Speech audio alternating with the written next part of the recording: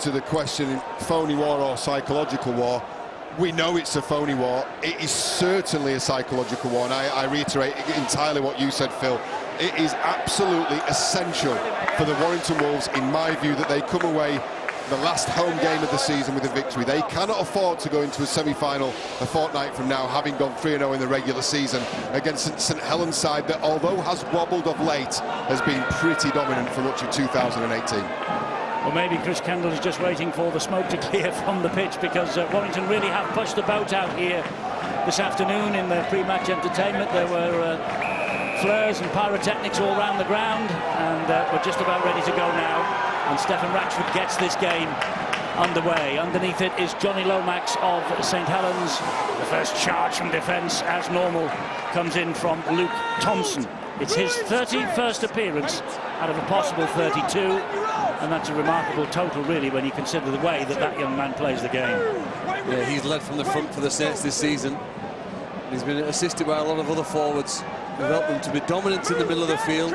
Morgan Knowles stands behind the play of the ball. No James Roby, of course, today, but Saints typically shift the ball wide to Mark Percival. His performance today against Ryan Atkins, I think to win the grand final you need some players with class. Percival clearly has it, but today he plays against Ryan Atkins in that far central position, and that's a fascinating battle between those two.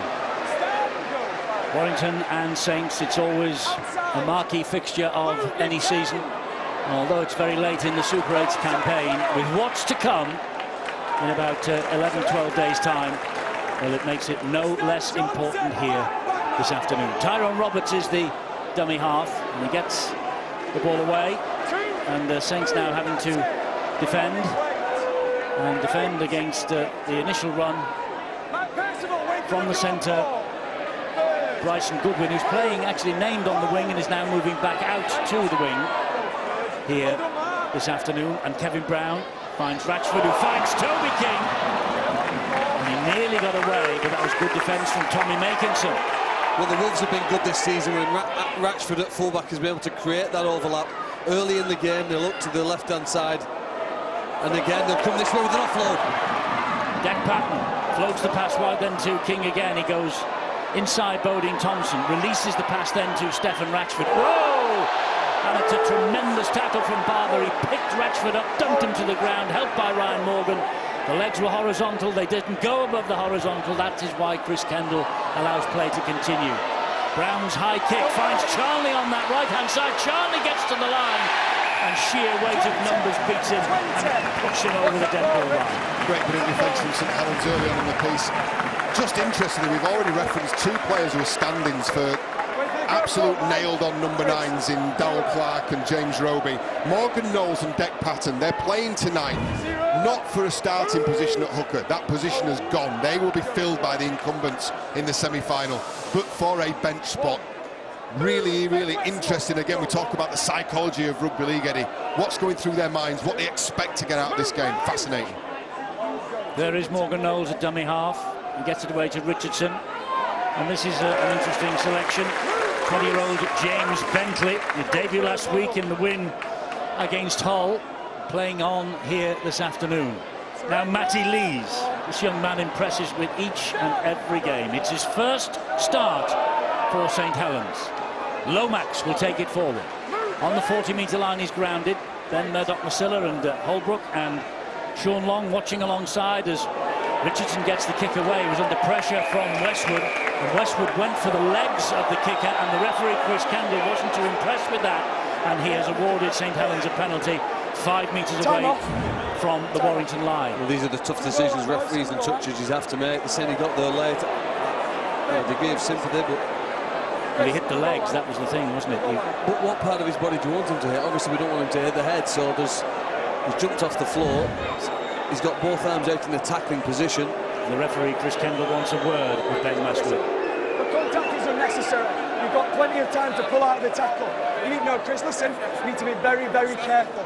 It's a penalty. No, end off. Well, it's dangerous play as far as Chris Kendall is concerned. He had plenty of time, he said, to pull out. No, I 100% agree with that. Very, very valuable assets, halves and English halves as well, if we're going to go about it in that way. I think St Helens elected to go for the two, but Danny Richardson, one of the bright young things in Super League, and I'm almost of the opinion that you need to afford more protection to the halfbacks in this game. We're we're heading towards, and I don't have an issue with it in my opinion, almost the roughing the passer rule that we have in the NFL. I think these are the golden boys of every team, and I think it's imperative that they are protected. Well, Ben Westwood is a golden boy as far as the Warrington public are concerned. He's 37 years of age. This is his 379th Super League appearance for the Warrington Wolves. It's a new club record that he holds. But Danny Richardson, well, he is ever present at half-back all year. He's kicked 121 goals, the only kicker to reach 3 figures in 2018, and he should add another one to that total here now. I think Eddie's field kicking, the kicks for tries, the kicks to gain ground have probably been more effective and more important for the Saints this season. That was one that he put in under pressure with Westwood. We think he'll put this one over to take the lead. Richard then with this kick to give St Helens an early 2-point advantage. Not a problem from there for him. And yes, his goal kicking has been priceless, his field kicking priceless. A lot of people do have a question mark about Danny Richardson's defence, but he's not the first and last half-back in this country who will have that question posed at him. Not his main job, not his main role, and they will be working in the week and all year to cover those natural frailties with being the size that Danny Richardson is. I'll tell you what he is. He's an outstanding young player. He must be a contender for Young Player of the Season. And I like there's a certain arrogance, and I say that in the best sense of the word that you get with all young halves. Remember Sean Long, he's got a real way about him that we remember, like Sean Long had. Really arrogant, confident, self-assured. Great player to watch.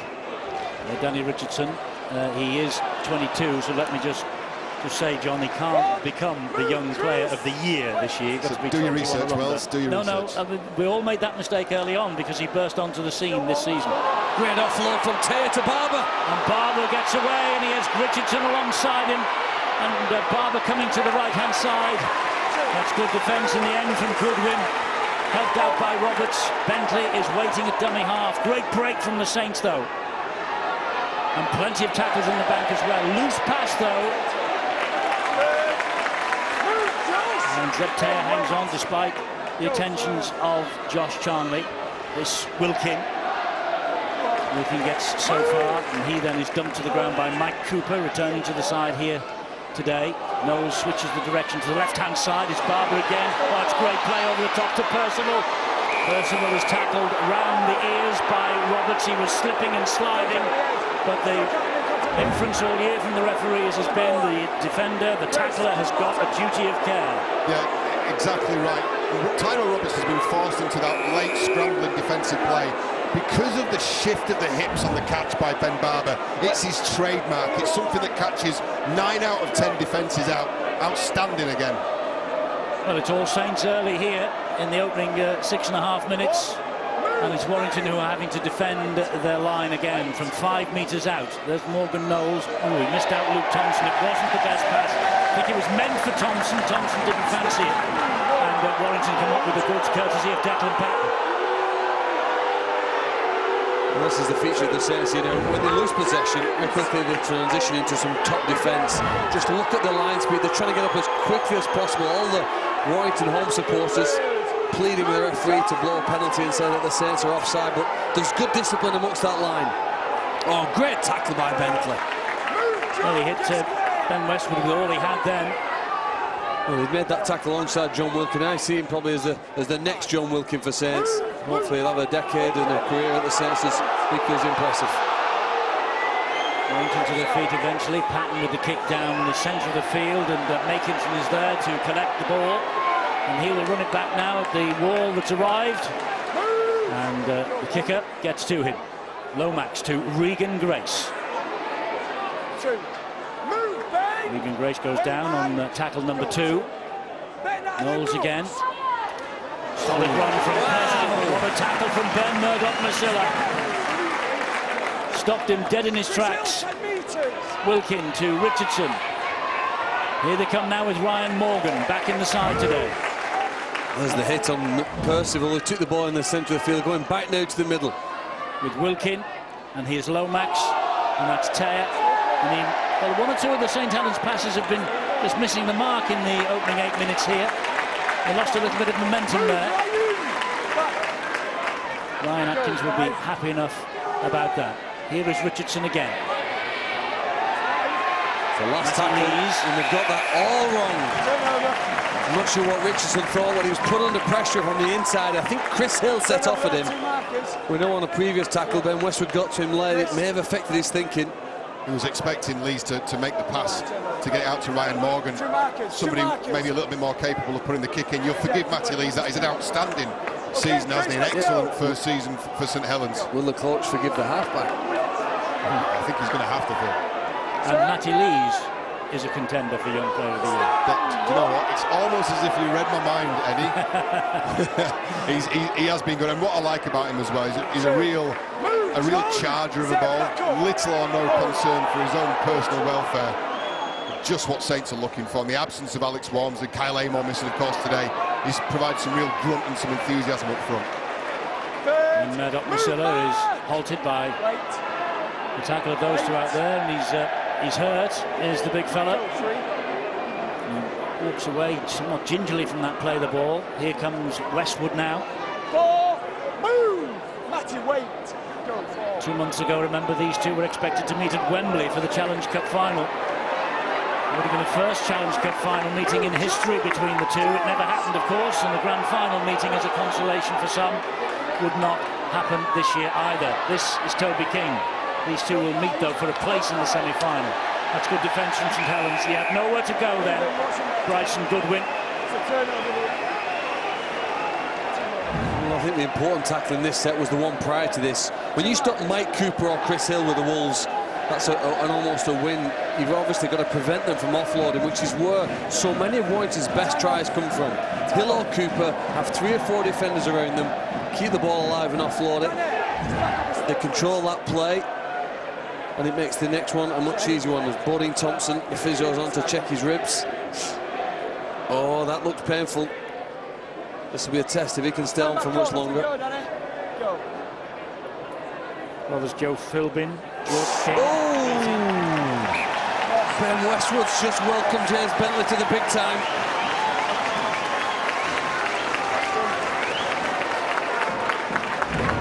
Knocked him straight off his feet as he dropped the ball before, and it was Mike Cooper who ran at.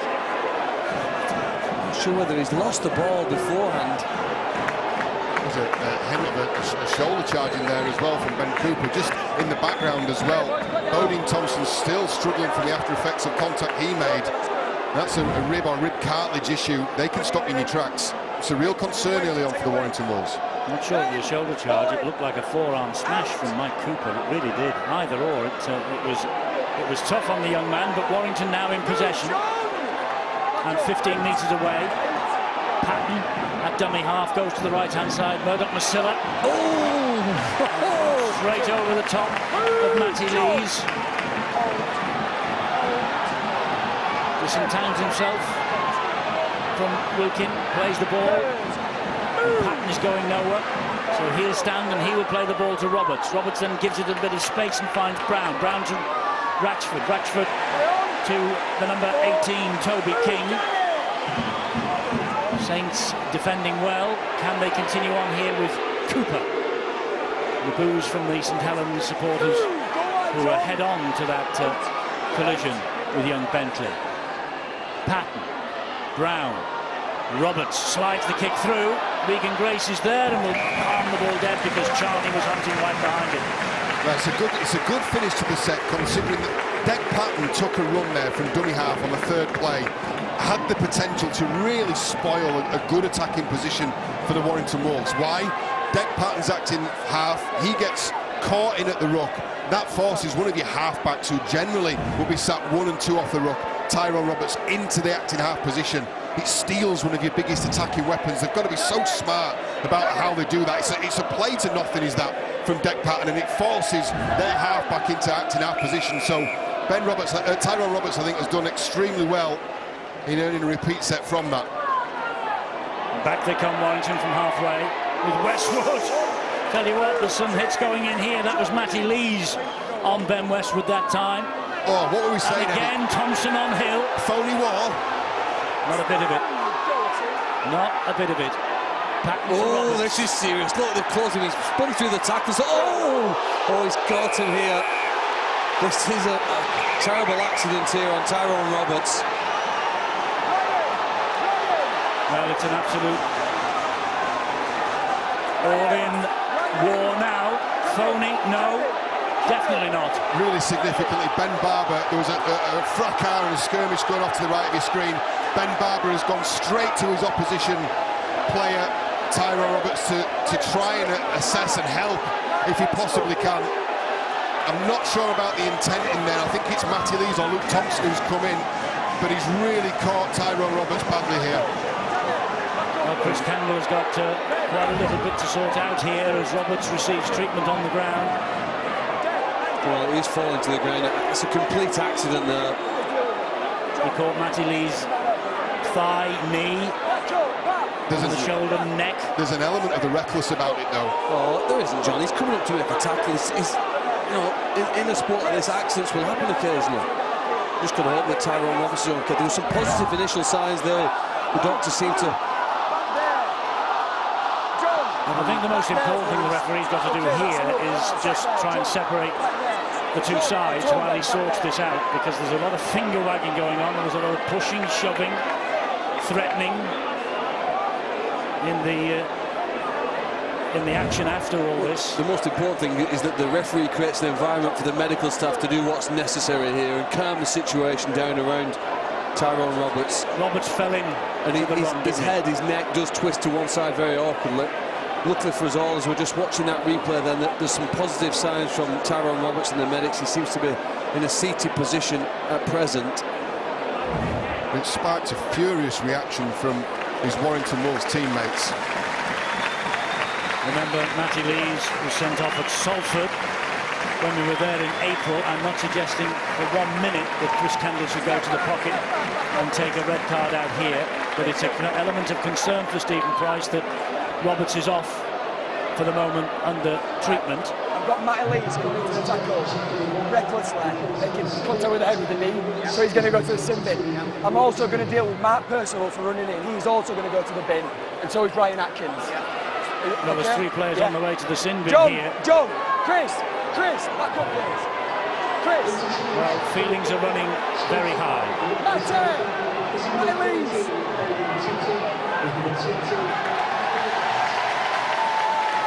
Well, listen, I've never been a referee in my life, but that seems harsh. Well, that one seems harsh. And whatever happened after that, well, the referee then has to try and take charge of. That seemed a complete accident. Percival's next out. The caveat to that is that there's a duty of care. I know this is a combat sport and it's a contact sport. There is a duty of care there to not injure and harm your opponent. Surely. Do you know, if we need anything to pump up a game in 2 weeks' time to make sure everyone gets into that stadium, gets a ticket soon, this is it here now. This Brian Carney. Listen, Matt, no, listen. You both had time to talk. It's now my time to talk. Okay. The first man's gone in the bin for the first offence. Players Players running in, they've gone to the bin. No, listen. If players keep running in, then they're going to keep sitting down. Okay. It's going to be a penalty to Warrington. Well, Brian Kennedy described this as an armchair before it's the best possible armchair we could have had here. We hope Tyrone Roberts is going to be okay. He seemed to leave the field. But it's got both sets of players really excited for this afternoon and just what it's going to do for that contest. The one that could put the winner in the grand final will put the winner in the grand final. Justin Holbrook down on the sideline now. He knows. He's shaking his head. You need to be aggressive, but you also need some control in this sport. He's got to find that balance now for his team and make sure the messages get out to them. Well, for the next 10 minutes, Saints are 2 men down, Warrington 1 man down, so the space is all over the park here as Hill drives the ball in on the first tackle after the penalty. And that's Morgan Smith out there. Here now is Cooper.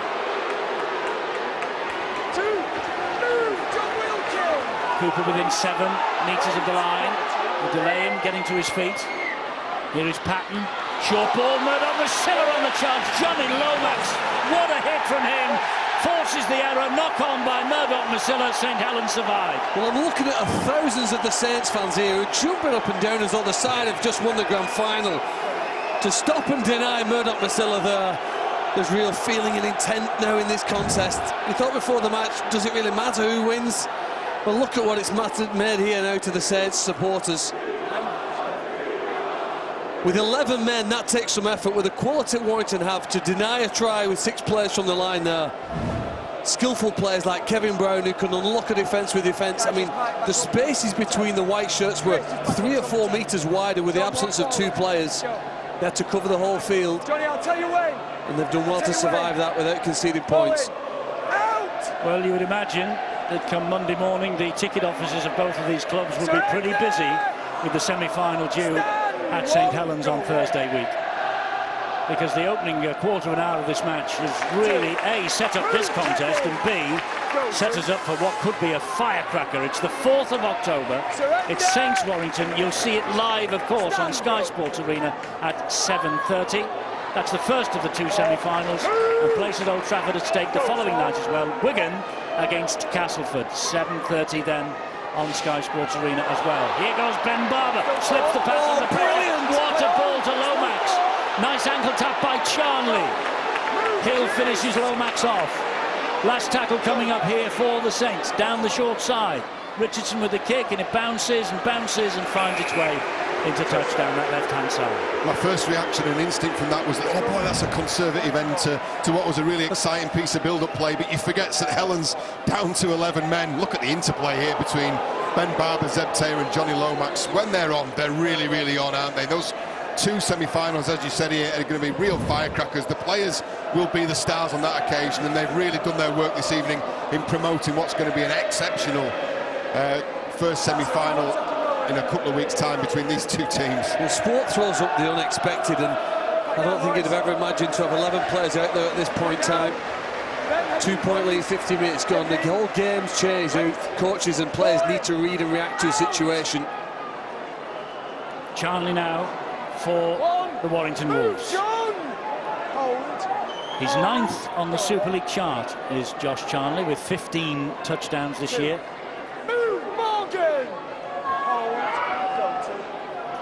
And Morgan Smith, what a day to come in for him, and he gets the return pass from Westwood. Here now is Chris Hill. That's a lovely slip ball to Ratchford. Good work by Bentley, but too good because he couldn't get away. There were legs all over him. He couldn't get out the way. Well, Cooper and Hill's ability to offload is the key to potentially getting to the grand final. Both forwards have been contained. They've had 3 or 4 men on many occasions to stop the big front rowers for the Wolves. But there with just one defender, it shows how hard it is to stop.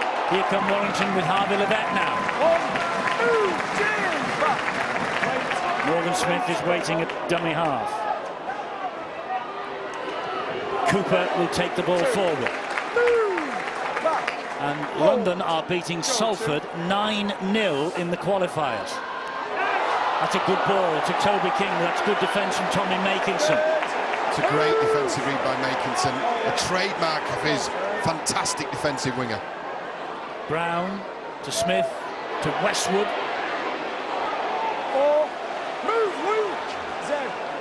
Morgan Smith goes one way, decides to come back the other, finds Deck Patton. He drops the ball off to Murdoch Masilla. Murdoch Masilla coming through again through Bentley.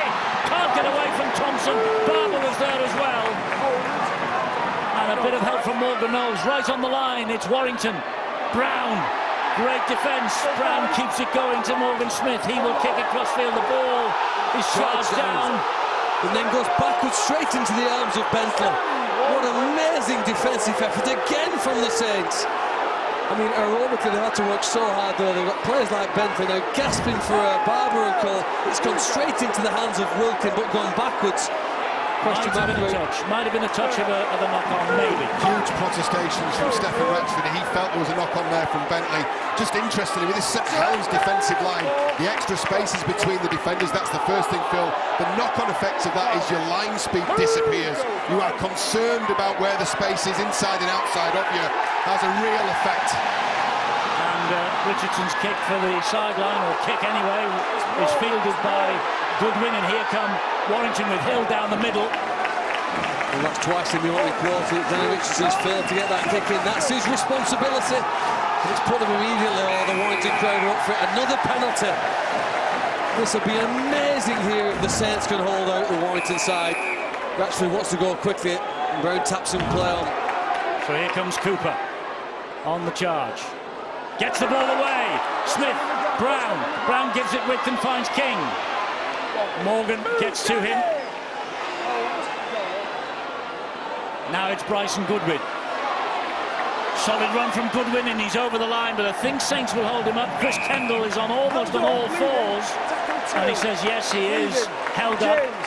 Well, it's given them some valuable seconds here to get back. You see Goodwin, he doesn't want to allow the opposition here that moment to catch the breath.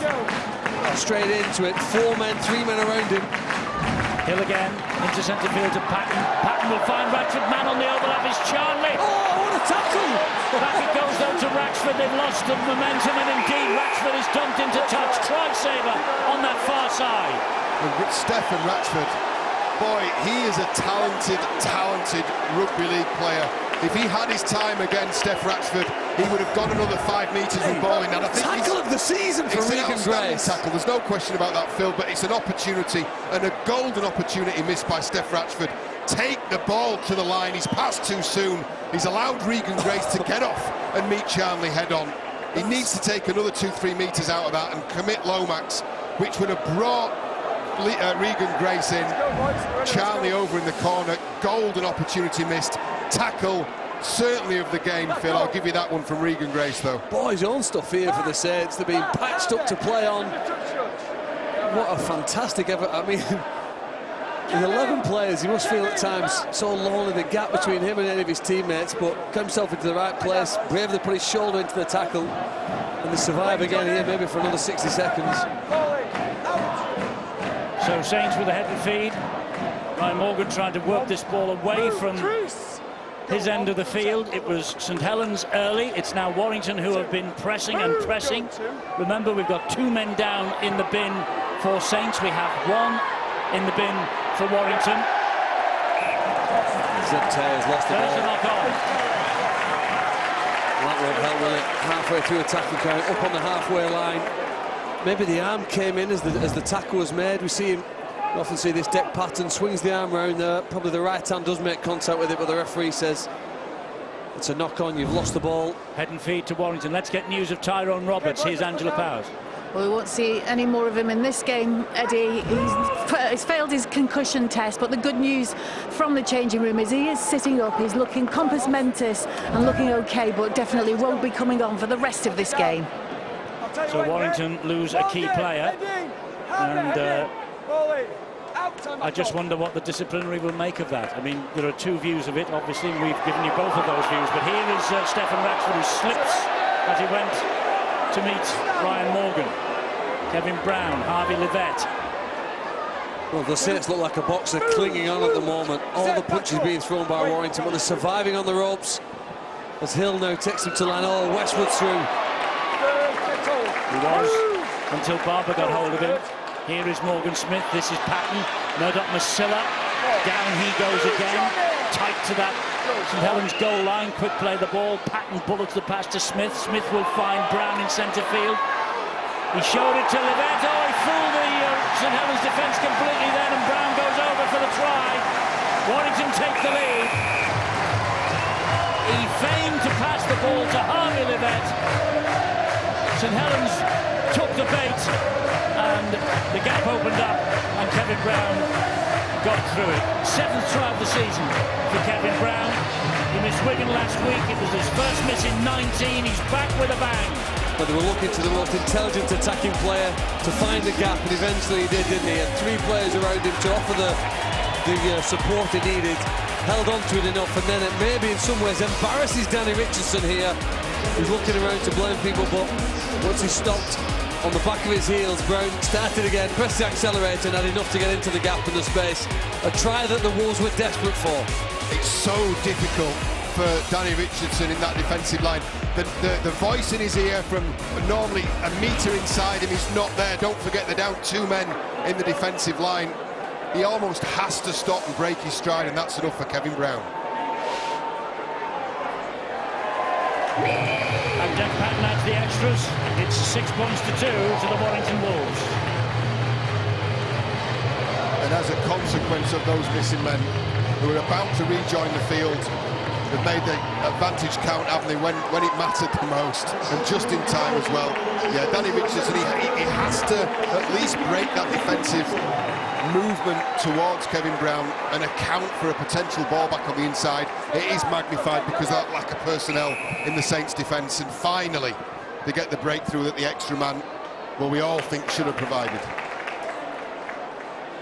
Well, 24 minutes gone here at Warrington. They lead by 6 points to 2. If this is good, let's hope that Toronto and Widnes is equally so. This follows us at 5:15 on Sky Sports Arena. Toronto Widnes, a match Widnes simply have to win, otherwise they're on their way out of Super League and into the Championship next year. And Toronto, of course, want the win to make sure that they're here at places like Warrington and St Helens in 2019.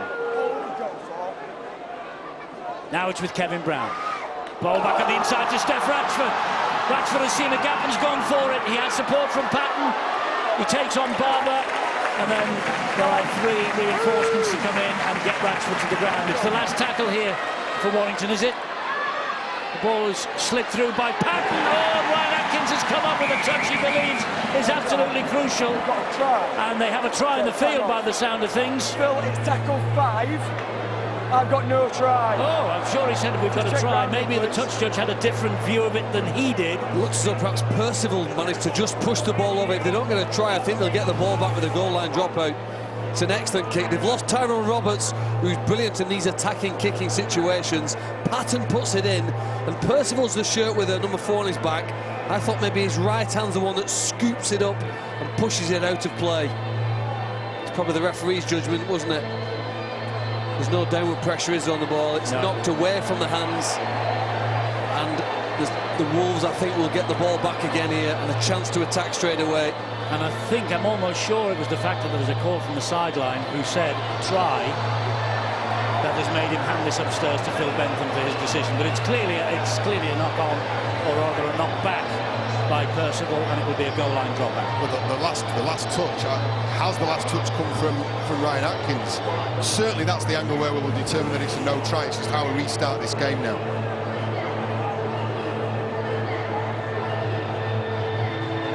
So it is no try. Atkins denied despite the fact that he had wonderful celebrations in mind. It is a goal line dropout. And Percival saving a certain try there with that push. Well, the Wolves have been good, haven't they, in this game and this season at putting their opponents under pressure, getting repeated dropout sets like this.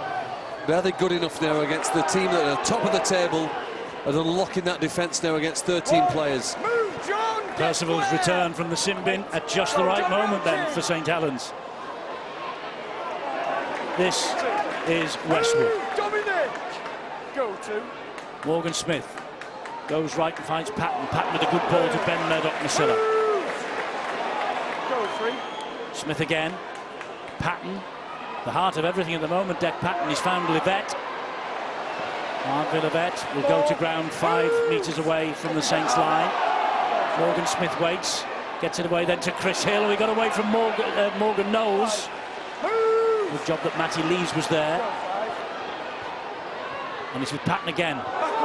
Good touch by Lomax, but backwards. Good save, yes. If you tuned in and watched the NRL game on Sky this morning, you might have seen the Sydney Roosters progress through to the grand final. Their goal line defence was outstanding when they were put under pressure, and St Helens have shown in a large part of this game so far just how good they are defending close to their own line, holding up this Warrington team and frustrating the Wolves a little. Regan Grace with a little dash. Ben Barber behind him at dummy half. Gets the ball away to Makinson, and Warrington offside at the play of the ball.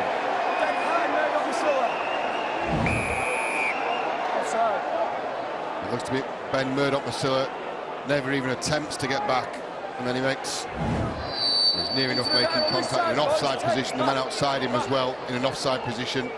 And that's a little bit of a pressure release valve for St Helens. It's an easy 20-25 metres and a restart of that tackle count. And this is Luke Douglas, and there's Theo Farge. He finds Richardson, who finds Knowles, and Dominique Peyrou is back in action. He's missed the last 6 games as the man who's just played the ball. Matty Lees.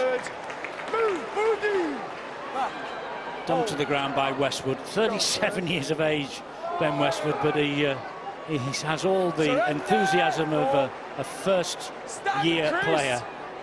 Really does put himself about. As Richardson gets it away to Barber again. Barber stabs the ball into the in-goal area. Ratchford's going to have to shuffle this one dead, and he does, because Regan Grace was closing in. Well, that will help the Saints. You know, at this point in the match, Warrington have had 20 play the balls inside their opponent's 20-metre zone. The Saints have had just 2. You think they'll get some more here with this goal line dropout? 10 times as good, really, in terms of the territorial advantage they've had of being close to opponent's line. But it's not just about being near your opponent's line. You've got to get over it and put the ball down. Well, they're locked in 4th in the table, of course, Warrington, after last night's events at Castleford. They will visit St Helens in that semi-final, so this is all about putting down a marker. And the one thing Warrington won't want to do is go to St Helens, having lost 3 to the league leaders this year. That's why there's such enthusiasm on show here this afternoon, and Warrington leading by 6 points to 2. And Morgan Knowles now for the Saints, though, driving it into the 10-metre zone. Farge is waiting. Farge has a little scamper, then it finds its way on the ground to Richardson. Richardson almost gave himself up then. The referee did not blow for the knock-on. Allows the tackle count to continue. This is Knowles. It's the last one. It's with Richardson cleanly this time. Lomax, wide they go to Percival. Percival off the outside of the boot. Ratchford with work to do. And Ratchford does really well. He gets the ball over that whitewash, the right side of the line. Excellent at the back, Stephen Ratchford. It's a really well-weighted kick in the set before from Ben Barber. He gave it every chance, didn't he? Had to get rid of it, and he was there, Johnny, on the spot again. As Warrington are awarded a penalty, a little bit too much in the run from Theo Farge. Charlie is a master at getting penalties from the opposition. He works so hard in the tackle. That back 3 for Warrington, really impressive. So here come Warrington again with Mike Cooper now. Making a little bit of progress with back to the opposition. Smith again. Patton.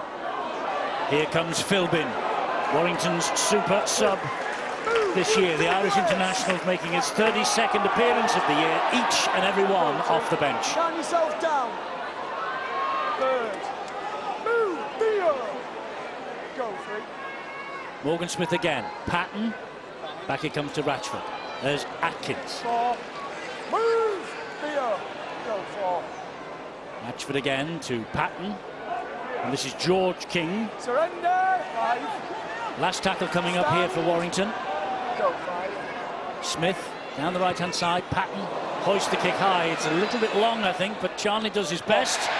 But palms the ball back in field, straight into the arms of Johnny Lomax. Now Grace.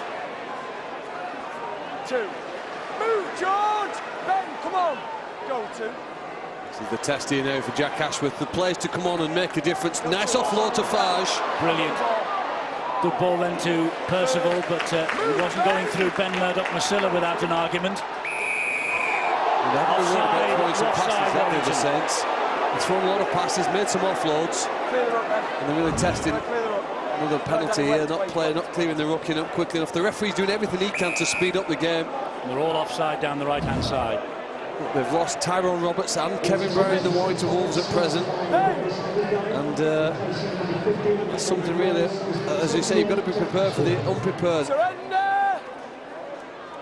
Luke Douglas lays the ball to Farge. This is Richardson, Jack Ashworth. They get to him very quickly. He saw the offload when he got the ball away just a few moments ago. Farge again. Matty Lees for the Saints. Philbin and George King, the 2 substitutes, bring him down.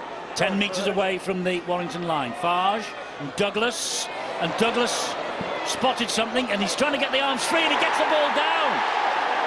He gets the ball down. They didn't deal with him properly. Time off. Chris Kendall's had a word with his touch judge on the far side. They have a try on the field. Just check grounding, please. And they're just looking at grounding. I don't think there's too much wrong with that, but we shall see. Well, this will be a surprise. I mean, it looks as though the tackle was over. Everyone had lost interest, but not Douglas. He kept pushing, and Murdoch-Masilla I don't know whether he's done enough. Probably at that point you'd have to say that's a try. Referee's done well, not quite as well as Luke Douglas. The Saints supporters won't believe they're lucky here. They've been under so much pressure for half an hour, much as though they could possibly take the lead here if the try's awarded and the kick's converted. Well, I think Phil Bentham's going to press the green light for a try for Luke Douglas. The try is given.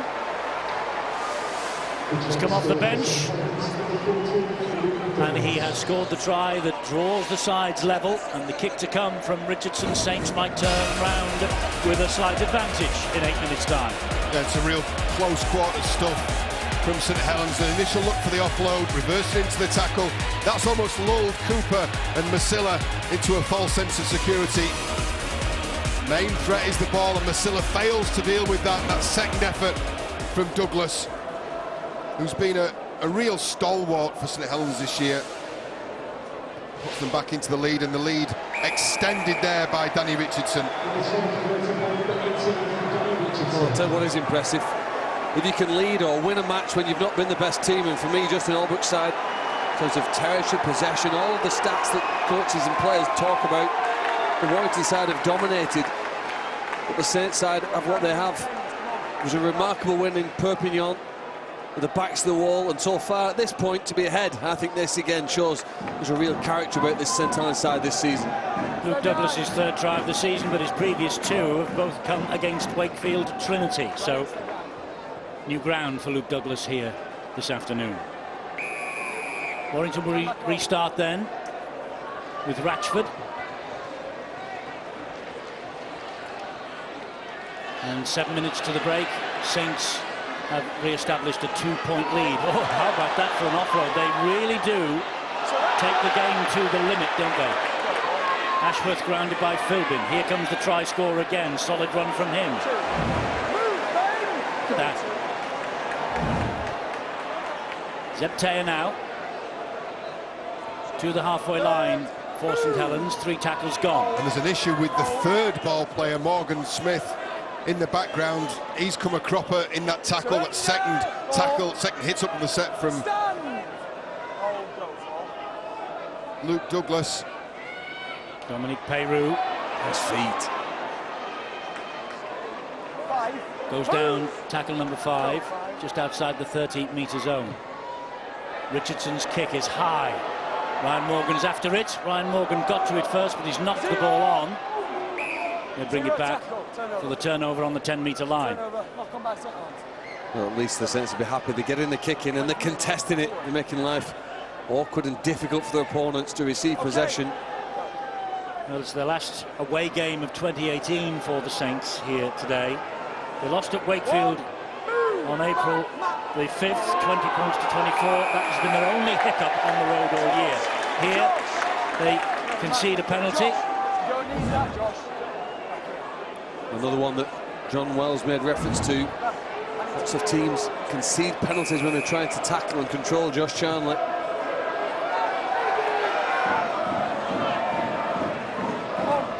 So Warrington will come again from 10 metres inside their own half. Can they look as dangerous without Chris Hill on the field? Obviously, they've lost the starting halfback, but Chris Hill's so important. The Wolves need to step up the level as King now takes it forward in the replacement of Hill. Bodine Thompson doesn't look terribly fit on this near side, as Cooper drives it into St Helens territory again, then gets the ball away to Declan Patton. Zeptea and Theo Farge deal with that particular threat. There is Smith. They go the short side with Ryan Atkins. Move, Dave! Come on. Hold. Patton now once again. Livette. Oh, and well, the ball dropped in front of King. That's Toby King. And all he could do was hack the ball forward. Fortunately for him, it landed the right side of the whitewash. Well, they've all moved up quickly, haven't they, those white shirts, so it was a gamble. It was a risky play. They had to somehow try and find it to the outside, but he's never going to catch it. There was a lot of hope that he was going to kick it into the right place for his winger. A team will train and prepare all week with a certain half-back pair in mind. Well, plan A's gone completely out the window. Of course, we lost Tyrone Roberts on around the 14th minute of this game. Kevin Brown left the field as well. We now have Harvey Levett and Dec Patton in the halves. Dec Patton, of course, starting this game at hooker. This is plan B stroke C now for the Warrington Wolves. We're going to see just how good these guys are at adapting. Makinson plays the ball. Here is Lomax. Tear gets so far. Just having a breather, those two, Kevin Brown, Chris Hill. As Douglas carts the ball forward again, almost to halfway.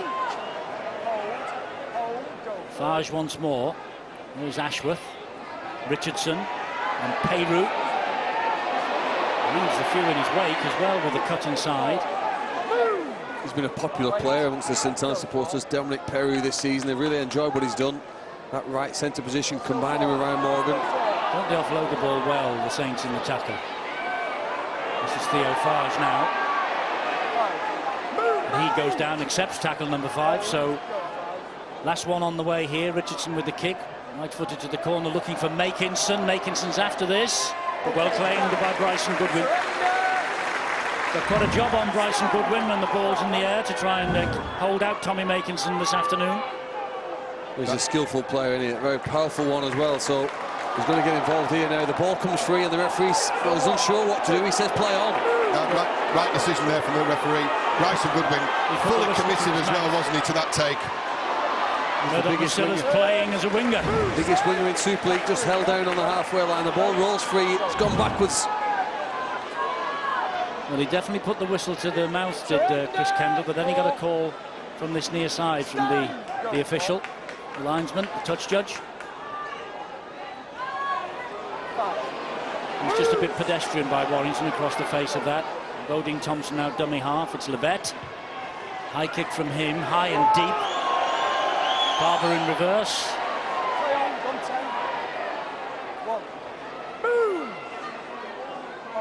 Inside the last 2 minutes of this first half. Makinson again. Philbin went for him. Atkins went for him. Murdoch-Masilla got him. What he does provide is that quick play of the ball. Regan Grace, well, he's made some good ground today. Dangerous and confident. I've no doubt that tackle has helped lift his confidence for the contact part of the game. We know what he can do when he runs with the ball. Personal slips as Joe Philbin came in. Theo Farge, here comes Ashworth. He brushes away from one tackle, still going, he brushes away from two. Support either side. He held on to it. If he'd have slipped the pass to Barber, he was in and underneath the posts. That's a try bombed, or is it? Lomax, Barber, Percival, Grace, try, wonderful. Marvellous stuff from St Helens. Looked like they'd blown it 100% down the middle. Had the pass been slipped to Barber, he was underneath the posts. Well, they don't dwell on their mistakes, they don't dwell on their errors, and they just ship the ball out wide, and Regan Grace gets over for his 15th try of the season. That was sensational. Saints at the very best. At the very best. They split their opponents in the middle of the field. Jack Ashworth bounces through the first tackle of Smith, keeps going, and then you think it's a try for Barber under the post. For some reason he doesn't pass the ball, but as you say, look how quickly they put themselves into the right positions here to attack again on the left-hand side. And Johnny Lomax, who's been brilliant this season, feeds Barber, who then feeds Percival, and Regan Grace walks in at the corner. It's brilliant play from a great team who are in tremendous confidence. Takes a pass, good catch with the one right hand behind him, and just before half-time they extend the lead. What a first 40. And what a tremendous try to end the first 40 minutes. They have looked a little bit off the pace in the past 4 or 5 weeks of St Helens, but here in the opening half at Warrington, well, they have weathered a storm. They've survived 2 in the sin bin. Warrington had 1, and they're going to turn round with a 6-point advantage at least. It could be 8 if Richardson kicks this conversion, and he hasn't. Great first half. Justin Holbrook will be well pleased with what he's seen. I don't think Stephen Price will be too displeased either. Remember, there were 2 in the bin for Saints, Lees and Percival. Atkins also for Warrington. Richardson gave Saints the lead 2-0 after 4 minutes with a penalty. Brown's try, converted by Patton, it was 6-2, and then since the half-hour mark, Saints have been rolling forward. Douglas's try, converted by Richardson, 8-6 to Saints, and Grace with that sensational score right on the stroke of half-time. 12-6 St Helens, the league leaders, half-time.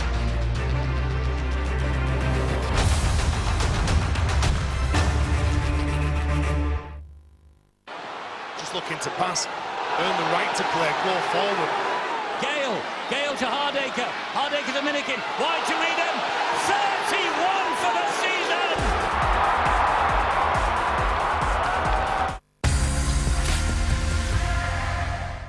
If it looks like this one... We have all but disappeared. Demons, vampires and witches hiding in plain sight. Sounds like this one. Rubbish hasn't got a back. That's amazing. And makes you feel like this one. It's like having Darth Vader in the car. Then it's got to be this one. I feel completely at home. All the good stuff. On Sky One. Here's Salah. Well read by Edison, but not well cleared.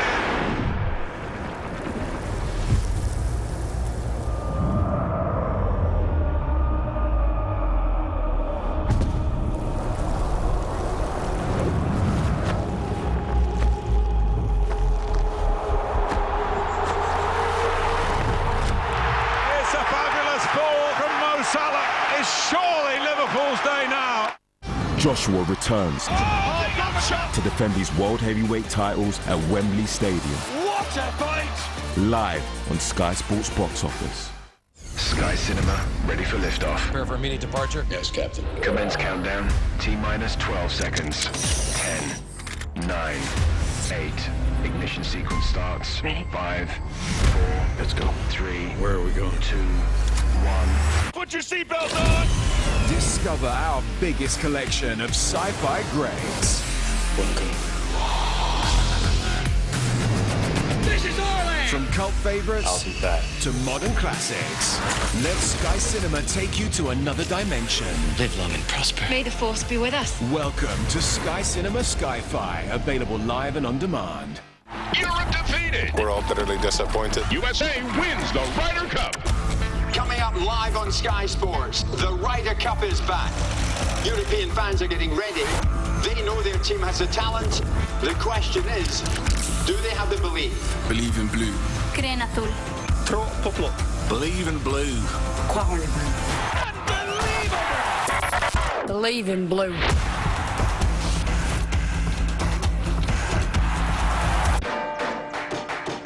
In every ending, there is a new beginning. Baby, it's a bad boy, drive mad boy. I don't care what they say about me. That girl is a problem. Do you fancy me? I mean, I can do, yeah.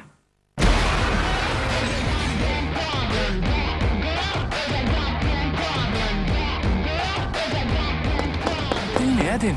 Oh, you do my head in. I don't know if it's for me, really. You got anything better to do?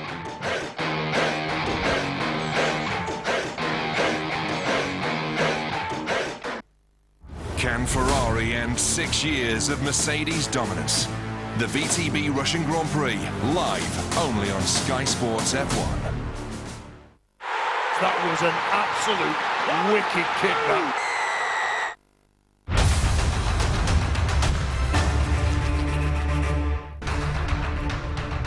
Ryder Cup starts on Friday. It's over in France, 6:30 a.m. You can see it all on Sky Sports Ryder Cup channel. We have a double header on Super Sunday for you as well on the Sky Sports Premier League channel. It's West Ham Chelsea, 12:30 p.m. start, and at 3:30 Arsenal host Everton. And we're at the Halliwell Jones Stadium. It is round 6 of the Betfred Super League Super 8, and at half-time the visitors, St Helens, who have beaten Warrington twice already this season, lead 12-6 at half-time in a very entertaining and incident-packed first 40 minutes. There is one other very important game going on at the moment. It is in the qualifiers, and London Broncos have a half-time, well, started the second half actually, 9-0 at half-time. Jared Salmon with a penalty and a drop goal. Jay Pitts with a converted try. And Eddie Batty of the London Broncos spends some time in the sin bin, but that's a great scoreline right now for the London Broncos. Okay, let's give you a look at the match stats here at the Halliwell Jones Stadium, and heavily in favour of the Warrington Wolves. Very high completion rate, just one handling error in that whole first 40. 83% completion rate, 51% of the possession, but they trail at half-time, and they went behind early to a Danny Richardson penalty before we had, perhaps, John, the biggest incident of the first half, which involved Tyrone Roberts and 3 sin binnings. Yeah, you spoke about potentially this being a phony wall before the start of the game. Well, on 14 minutes, the touch paper was lit there by Danny Lee's reckless, in my opinion, and the referee's opinion, late involvement in that tackle on Tyrone Roberts, in which resulted after some charging in by a couple of notable contributors in 3 sin binnings. The first, well, that was Matty Lee's exit in the field to spend a 10-minute spell on the sideline, followed by Percival, his teammate, and his opposite number, Ryan Atkins. I'm going to say careless on the viewings I've seen in it, but you're going to go reckless. That's obviously going to be looked at. But look, incidents came aplenty. Great tackle by Regan Grace on Josh Charnley. Yeah, it was. Try saver for definite. Ratchford, he'll look at that again and think he might have taken that deeper into the teeth of the defensive line. And then came, I think, at the last possible moment before Saints reintroduced to a full complement of players, Kevin Brown, the show and go, stopped Richardson's in his tracks. That took the scores out to 6 points to 2. So many chances for Warrington in that first half. Here's another one of them, Ryan Atkins, video referee deciding no try, and then Saints hit back. This looked innocuous at the start. Retz did the, yes it did, and just not doing the work the opposition forwards on Douglas. 31 minutes gone, St Helens retake the lead. That's at 8-6. And then we saw this from Jack Ashworth. What a season he's had. He sides through. He's got Ben Barber on his inside. Got to pass the ball. Doesn't.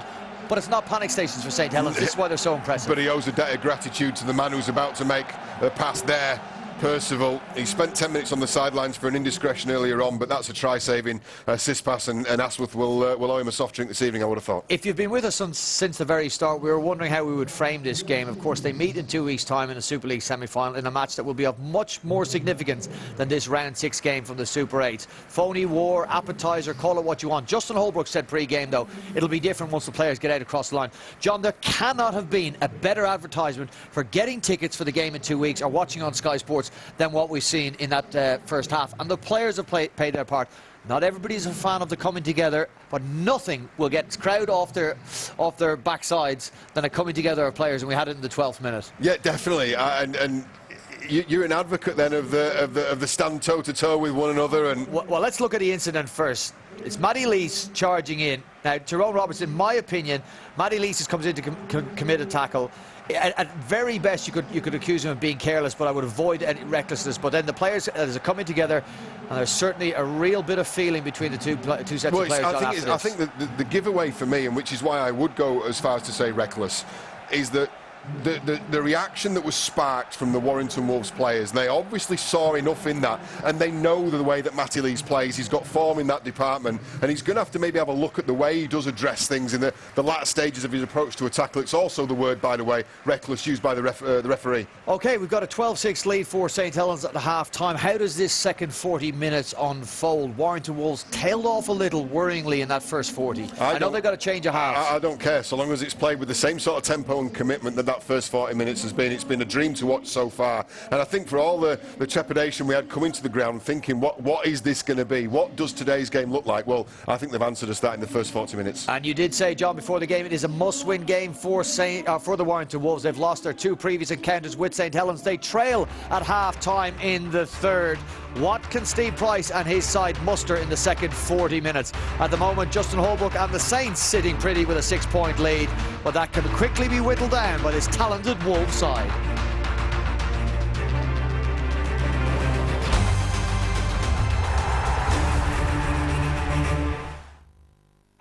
Brown misses him. Gehring over the top. You know that small slogan at the end of every betting ad? Well, let's put it at the beginning, and let's make it huge. Sky Bet believe nothing should get in the way of your enjoyment of sport. Not restricted view seats, not lukewarm Balti pies, and definitely not betting. Betting should only enhance the excitement. So Stealth is vital to any hunter. No sounds. No sudden movements. Just relentless focus. You can be more than you ever thought possible. All the Royal Marine does is change what they think is possible. It's time for the next sale. Absolutely all next sale items half price or even less. The next sale, now on.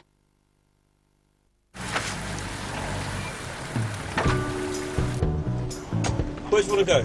Airport, please. Whenever I see you, I always think of... Hotels. That's it. And whenever I hear this song, I think of summer. Summer. I'd love to take my family on a beach holiday this year. Oh yeah? Where to? Well, my wife's been dreaming about going to Thailand for years. Her mum, she wants to see the elephants. My family love animals. The kids love splashing around in the pool. So it needs to be a family-friendly hotel. See? Quite complicated. Not at all. Let's see. Beach, pool, and family friendly. It's that simple? Yeah. That's awesome! So simple! Our ideal hotel. Simply select what you're looking for and Trivago will find the ideal hotel for you and your family. Hotel Trivago.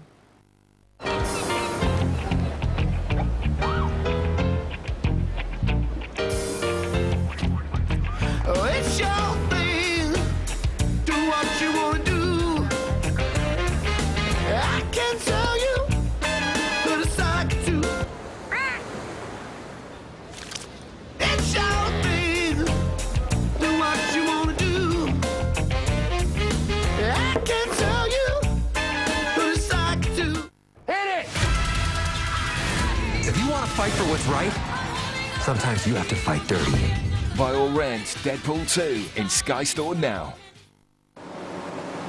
It's lights out, away we go. Verstappen gets an excellent start. Sebastian Vettel needs to cover him off. Kimi Räikkönen on the inside, and he's cracked.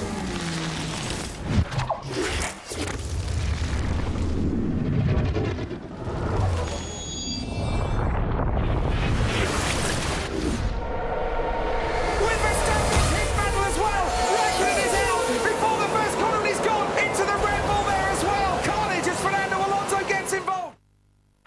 That was an absolute wicked kick, that.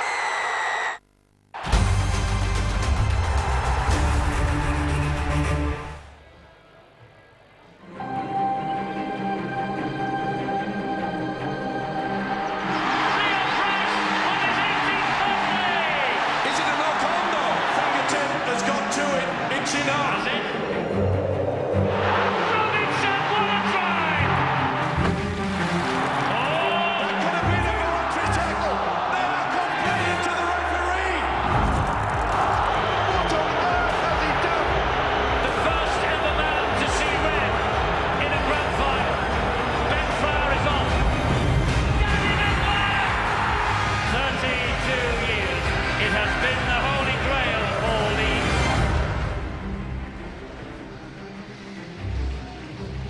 Yes, it's not too long to wait now. The grand final of the 2018 Betfred Super League season. 5 o'clock on Sky Sports Action and Sky Sports main event, Saturday, October the 13th. Who will be there? Well, we know it'll be 2 of 4, and these are 2 of them. Warrington Wolves 6, St Helens 12 in the dress rehearsal for the semi-final at half-time. But what a dress rehearsal it's been in the opening 40 minutes. Lots to talk about, lots to think about, and no doubt we will have more to come in the second half. Stefan Ratchford from the Warrington Wolves just had a quick word with the referee there, said we want quicker ball, play the ball. So now Johnny Lomax goes and has a similar word to the referee. I don't know if it makes any difference. We want slower play the balls, did he say? Well, the 2 number 1s have had their 4 penneth to referee Chris Kendall. He's checking his communication system is working a-OK. The batteries are well charged. The whistle is blown, and here we go. 40 minutes.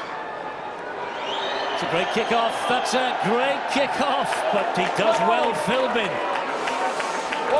Just manages to keep it in the field of play, and he drags it back for Warrington Wolves. It isn't the first, it won't be the last time you see Danny Richardson almost embarrass teams put so much of a spin and a swerve. It doesn't put the ball exactly where the opponents want it. Come on. His restarts are problematic for so many of the teams that Saints play against. They just about look they've kept that in play through Philbin. George King goes down. We'll play the ball to Smith. Here is Mike Cooper. Remember, a few members of both sides out of action today for one reason or another. But this is a full-blooded local derby, as it always is, between Warrington and St Helens. Patton with a high kick on tackle number 5, the opening set of 6 of the second half, and they've all allowed it to bounce. The ball went backwards off Warrington, so Richardson has it back for St Helens. A hop, skip and a jump. He's gone in between a couple. He has the legs. Charlie's after him. Charlie's after him. Josh Charlie gets him and rolls him over the line. Tremendous tackle by Charlie. He's hurt. He has hurt himself. But that is a try-saver. Unbelievable play, wasn't it, from Richardson there to catch the ball. I think he's been injured because of the number of Warrington players who rolled on top of him at the very end. He's got up and back onto his feet. Bounces up kindly for the halfback. Look at that acceleration, though, in between the two Warrington players. He goes away from Patton with the angle that Josh Charlie has. He tries to knock the ball out, then spins him over. His leg trapped under the body. First Thompson, and then I don't know whether there's any need for Patton to come in after the tackle. He's already out of play by this point.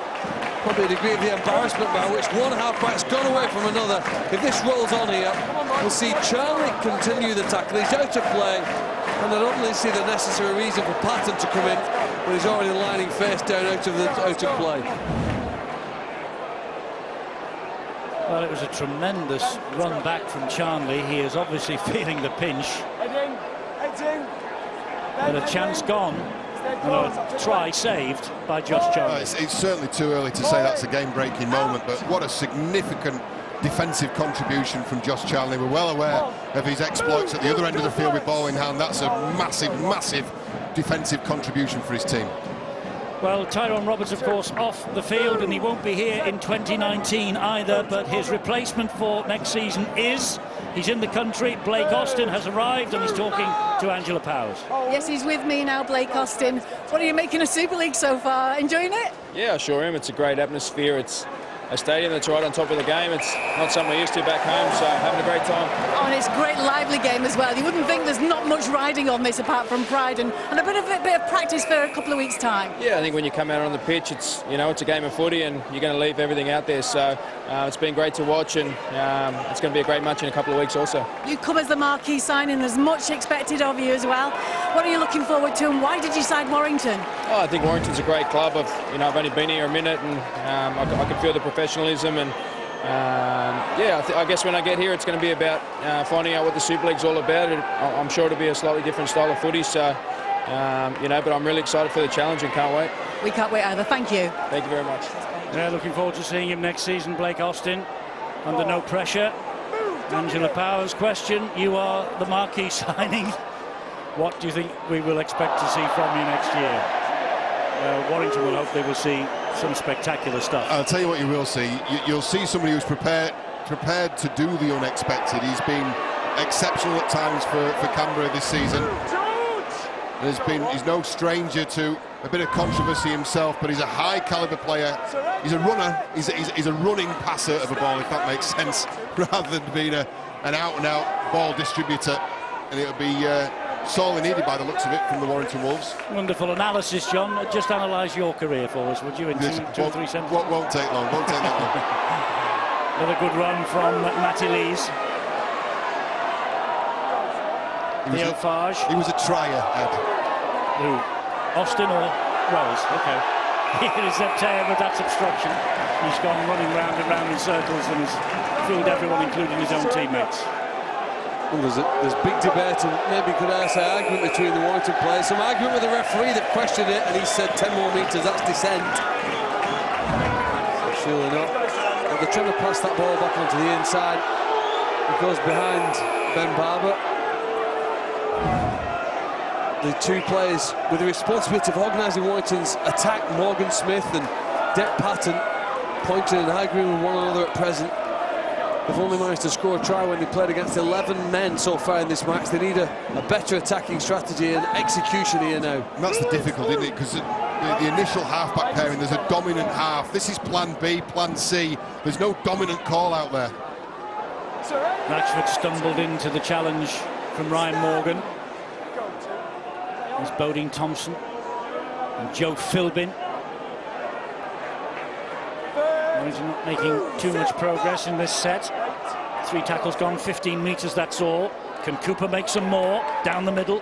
There was a little gap there, but it was quickly closed. They're 5 metres away from the line, though, now.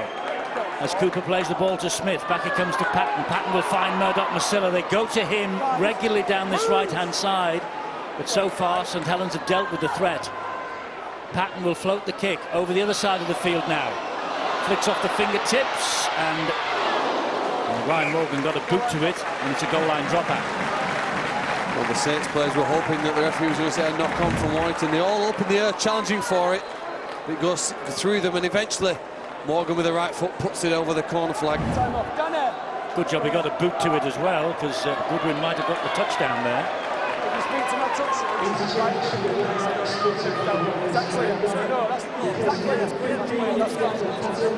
Well, obviously Danny Richardson has said something out of turn to the touch judge. We've now had a word of warning from Chris Kendall.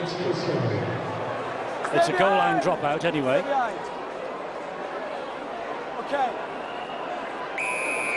And Richardson will take it. To Deck Patton. Joe Philbin will charge it forward. He's done that all year as well. Has Philbin. Irish international. Douglas has dragged off the grounded player. Here's Chris Hill back in the fray in the second half. Smith again, and Hill has twisted an ankle or something. Ratchford. Percival saw that pass coming to Ratchford, flew out of the line. Well, Harvey Levette's the man now. They're hoping to get it to on the left-hand side. Here he is in possession, but again, they close him down so quickly, the Saints today. He got away from Peyru. He couldn't get away from the next two, Douglas and Farge. Smith to Chris Hill. Back from Hill to Patton. Patton across the line again to Masilla. He plays it into the hands of Ratchford. Takes the return. There's Ben Murdoch-Masilla. Lovely ball out the back to Josh Charnley. A good defence again from St Helens in the shape of Zeb Ter and Regan Grace. Patton off the outside of the boot, gobbled up by Lomax. Good pressure by Jack Ashworth, number 21 for St Helens. He knew he had to get up. The last times you're forced to do a goal line dropout, the more chance you probably got of winning, and he knew he didn't want to get trapped in goal again. But just look, it's Warrington's turn now with this ruthless defence, making some good meters there. To get out, there's a psychological barrier with that 20-metre line. Once you get over it, and Saints are now, I think the defenders don't move up as quickly. Yeah, it's certainly a target for opposition sides as well. You keep them inside the 20, you can really compress your defence, you can avoid sniping runs in behind the back of the ruck like that one, the ones that generate momentum for an opposition side. Richardson gets the ball away. That was a good ball from Peyru, finds Ryan Morgan. Morgan will hack the ball forward, looking for Luke Thompson of all people. Stephen Ratchford did well. And what was impressive for the Saints was how many people then in the centre of the field, chasing the kick back in field from Morgan. Just bounces kindly for Ratchford. Ryan Morgan working hard at marker.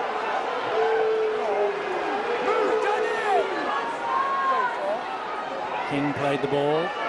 King will cart the ball forward. And that's George. It was Toby who went down first of all. This Morgan Smith. Now it's with Deck Patton on halfway. He humps it high into the air, but Ben Barber's underneath it. There's no pressure on him either. Bit of a wasted kick, that. One, move, Chris. Back Ryan. Well, it's been a very fast 10 minutes almost. We get to 10 minutes of this second half. Players can move at that pace, but now one or two start to tire, and that's what Makinson's hoping to find with that quick play the ball. George King did well, and Chris Hill. Here goes Luke Thompson again. Bumpers are up. He went straight into the chest of Bodine Thompson. He must have felt that, Thompson. As Richardson gets the ball wide to Ryan Morgan again. He cuts inside, does Morgan. Richardson was looking for the return pass. It comes in the end from the dummy half, and he finds Farge, who gets it away to Lomax. Lomax will look for the runners. It's Barber. Murdoch Masilla's missed him. Here is Percival. Mark Percival. What a ball! What a ball from Mark Percival to Johnny Lomax. And Warrington, Bryson Goodwin, not happy with something. But if you look back on that as a neutral, that was outstanding play. Absolutely outstanding play. The try's sure to be given. I'm not there's no foul play there, so I'm just checking that there's no foul play as the ball was put down by Lomax. Otherwise it might have been an even more expensive try that Warrington has conceded.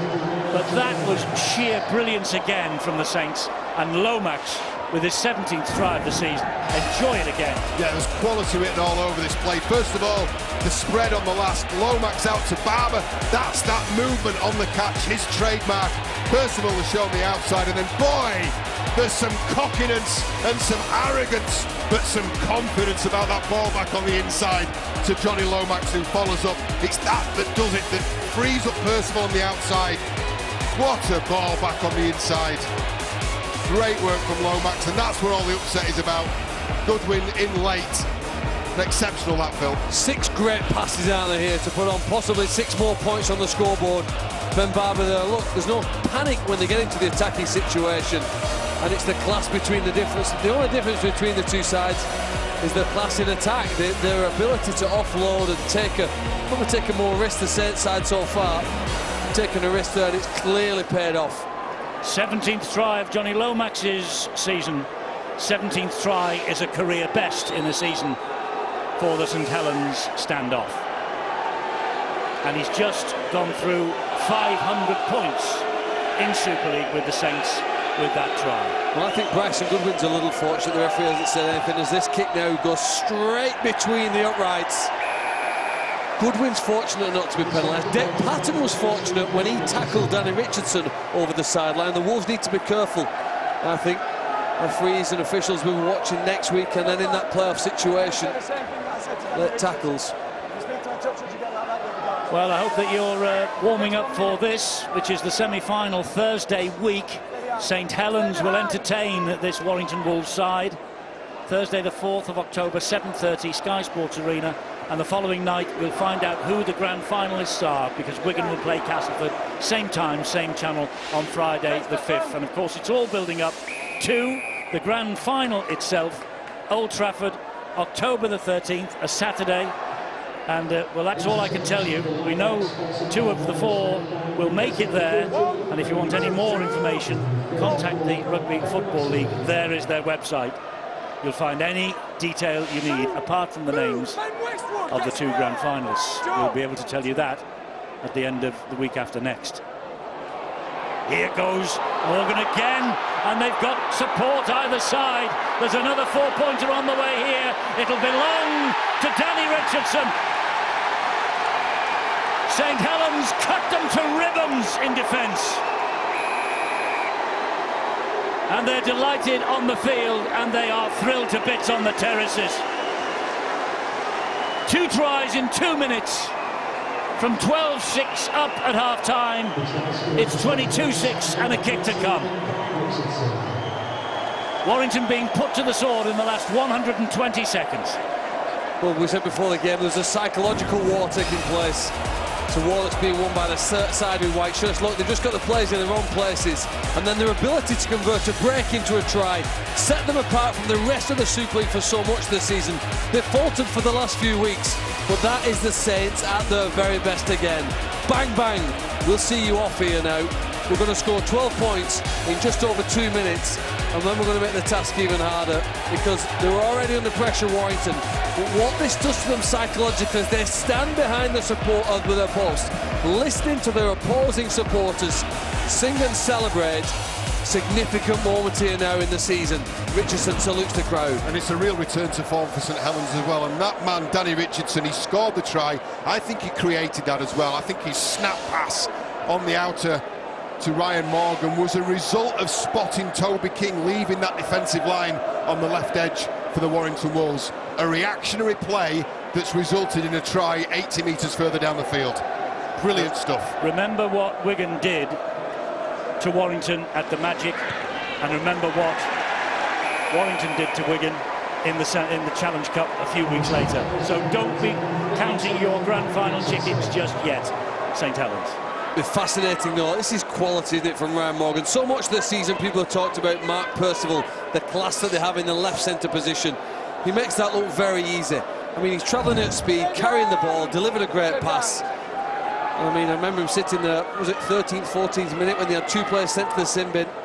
It looked like it was going to be a completely alien event, really, for the Saints, but they've managed to gain control, recover from what was a shock, and extend to an 18-point lead.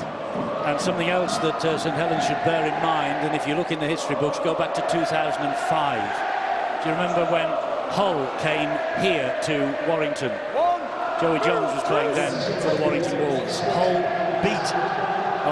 Warrington beat Hull easily on their own ground.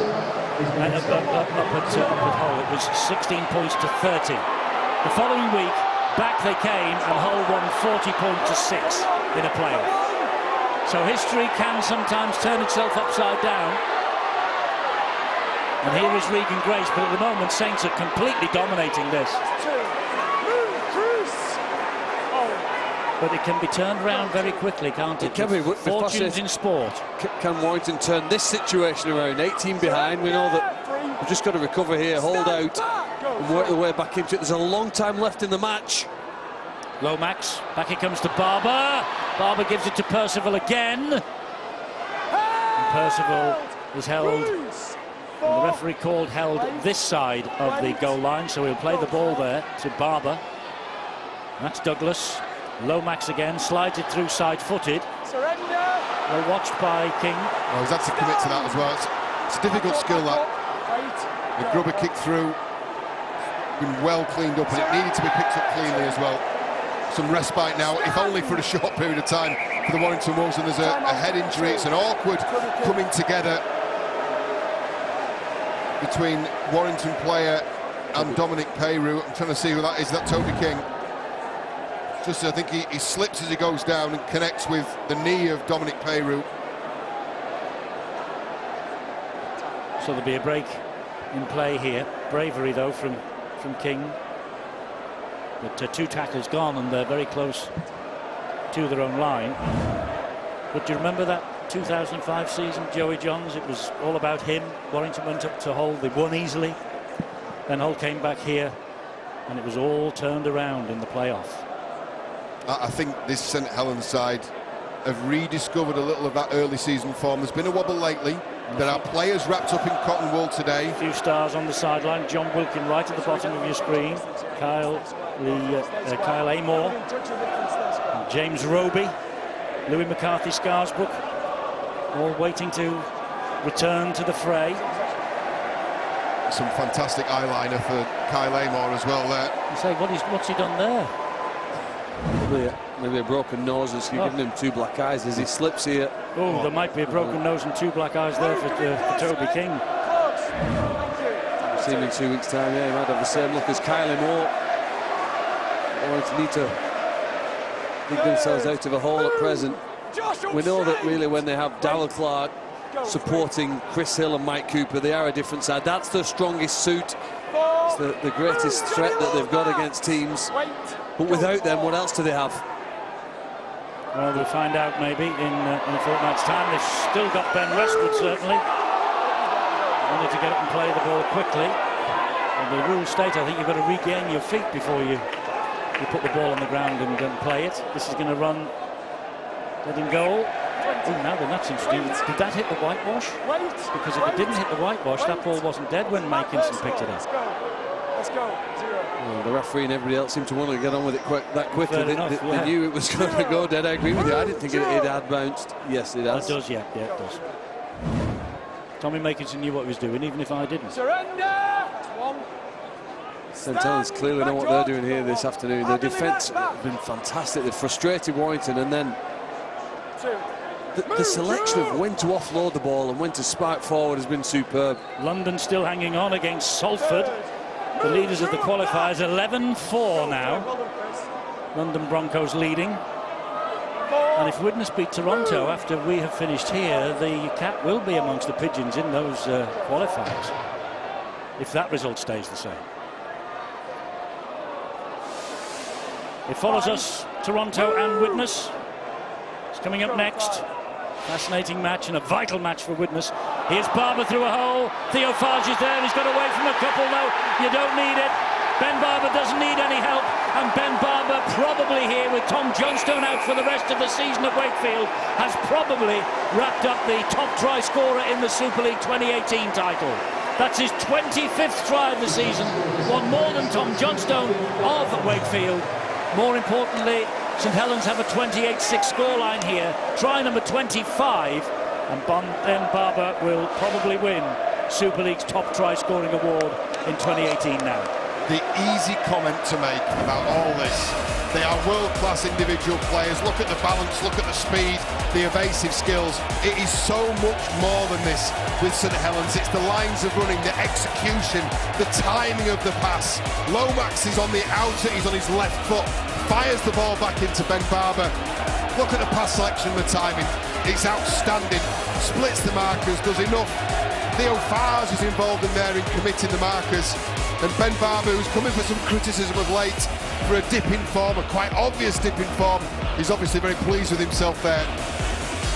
It looks like it's going to be St Helens Day. We ought to have known it was going to be St Helens Day 18 years ago to this very day. It was the wide to west St Helens try that beat the Bradford Bulls 16-11 in the playoffs, the 22nd of September, the year 2000. 18 years ago today. I can't believe it.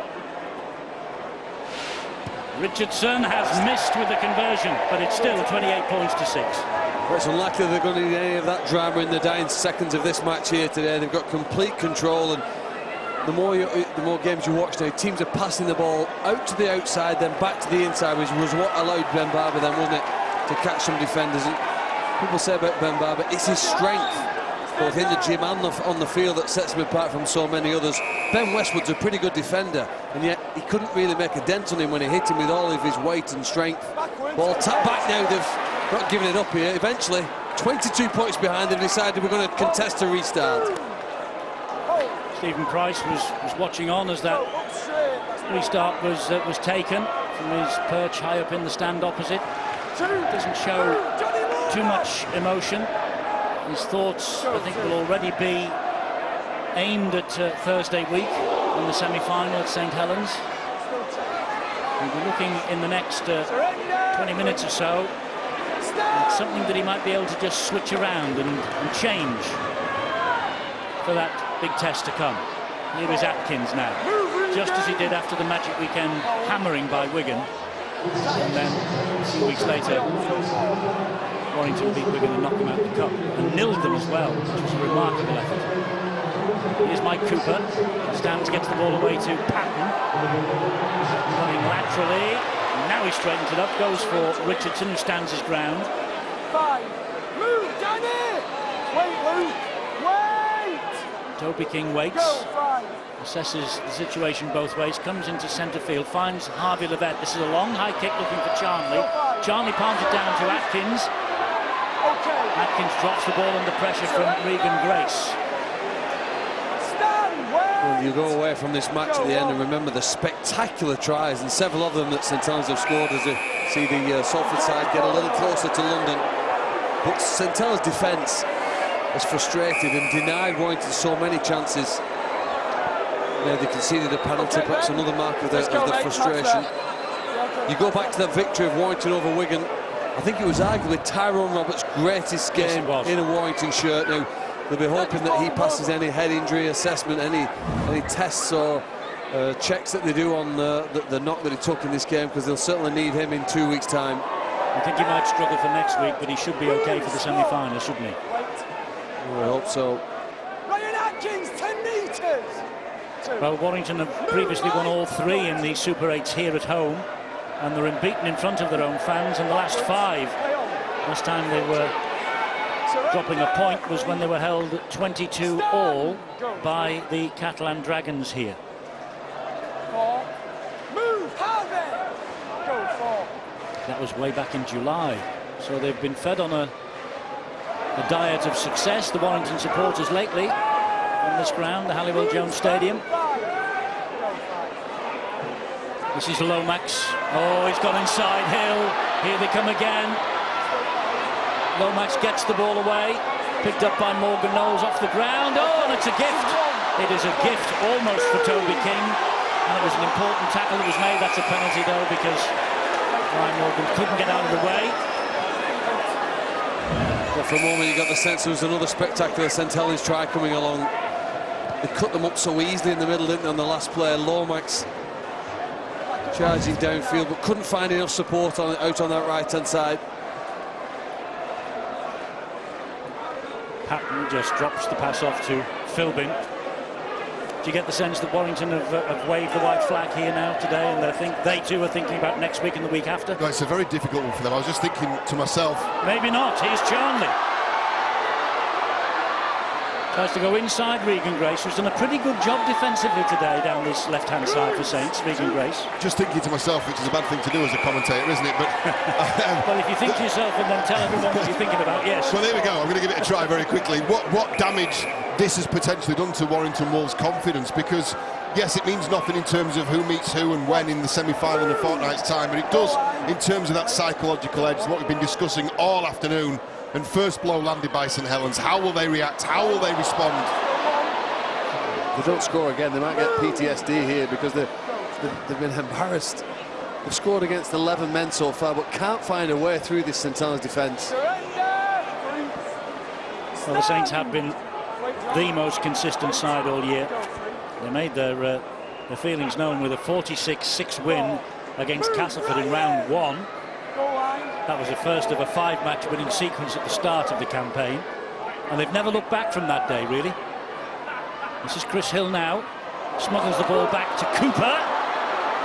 Mike Cooper is halted by more rigorous defence led by Wilkin. Philbin, Patton, crossfield kick, knocked on by Toby King, so Makinson will respond. Here he comes, Tommy Makinson. Good tackle Ratchford needed to be. Well, they just cannot find a way through St Helens. There are no gaps as Bentley now back on the field. He's busy and energetic at the start. Did you catch the fact that London have beaten Salford in the qualifiers? 11-8 the final score. That's a huge result for the London Broncos. It's a massive result for the qualifiers. All manner of pressure on the teams in and around them. Well, this could be vital, London and Halifax next week. Here goes Toby King, meanwhile. He's going to get in there on the far side with Barber chasing him down. Barber doing well, actually, to keep him out wide. King would have loved to have got that back under the posts and maybe spark a big revival with 15 minutes still remaining. But Barber kept him out on the far side. So Toby King for Warrington after that error by Richardson. Well, they've shown that they've got some speed out wide in the centres. He's been picked ahead of Bryson Goodwin, who plays on the left wing. Bounces up kindly for him. He has 3 runs to the line. Just something to restore some confidence and belief amongst the Warrington fans anyway. He's a very much improved player as well. He certainly gives Steve Price a selection headache a fortnight from now. You would expect Lynham, I think, to have completed his suspension by then. He would retake his place. That's subject of an appeal, isn't it, next week, the whole suspension business? Yeah, it's a really interesting time, whether they go for an appeal. I think they're thinking of, because it's next week, isn't it? And if it's 2, that's the grand final gone. Interesting times. Patton hasn't added the extras, 28-10. He's got Ryan Atkins and Toby King and Bryson Goodwin really to fit into to 2 available positions. In reality, you'd want your strike centres playing in their right positions. Bryson Goodwin's a capable deputy on the wing, but he's been an exceptional centre. You know, a real selection headache for Steve Price, regardless of what happens to Tom Lynham. Man of the match time. You can have your say shortly on who is going to go home tonight with the silver and the money for their chosen charity. You do it via the hourly gap, as always this year. And the lines will be open on the hourly gap very shortly. We'll give you the names of the 4 men who have caught the eye of our watching rugby league legend, and then you can get on the hourly gap on your mobile devices and make your votes.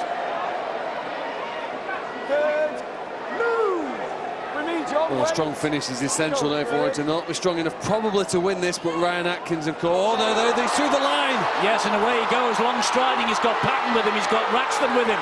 He might go the wrong way here. Barber's got to him. He's kept going, and that's a great run. They're within 5 metres.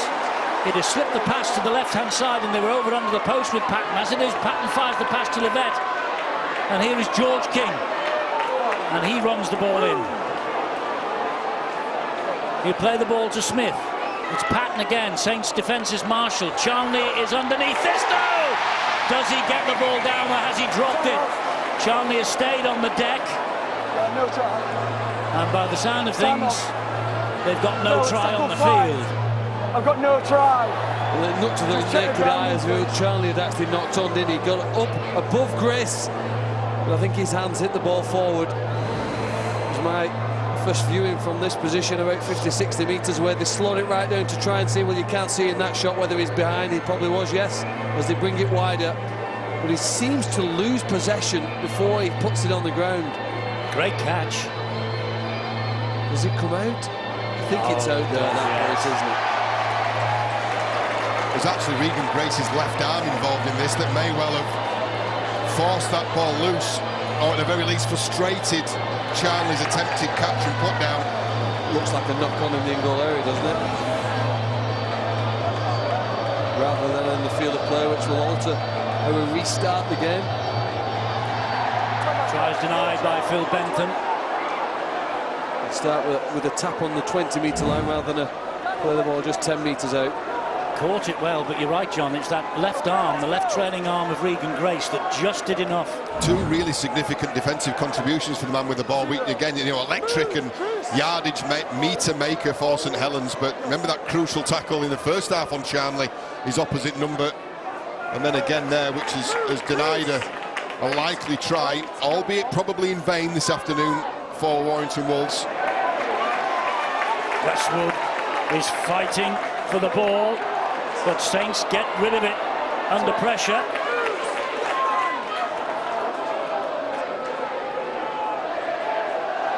Here comes Luke Douglas, and here comes the Saints supporters with their war cry, their battle cry of when the Saints go marching in.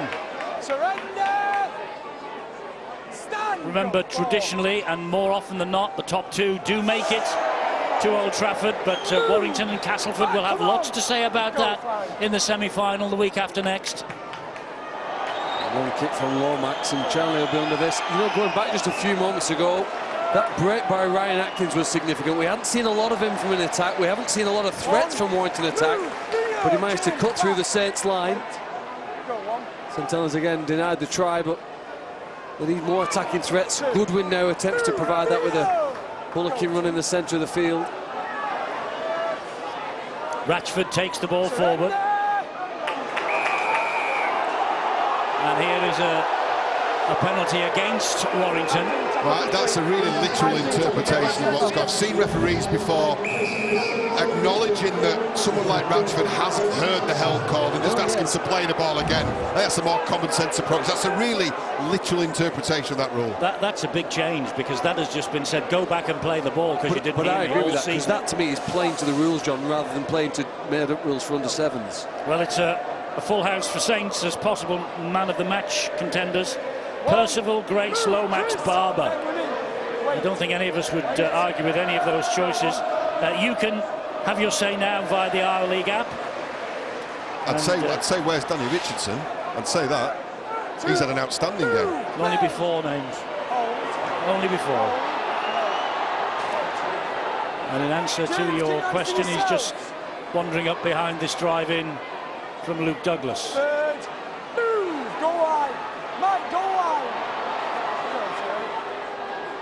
Back he comes to Richardson. There's Barber.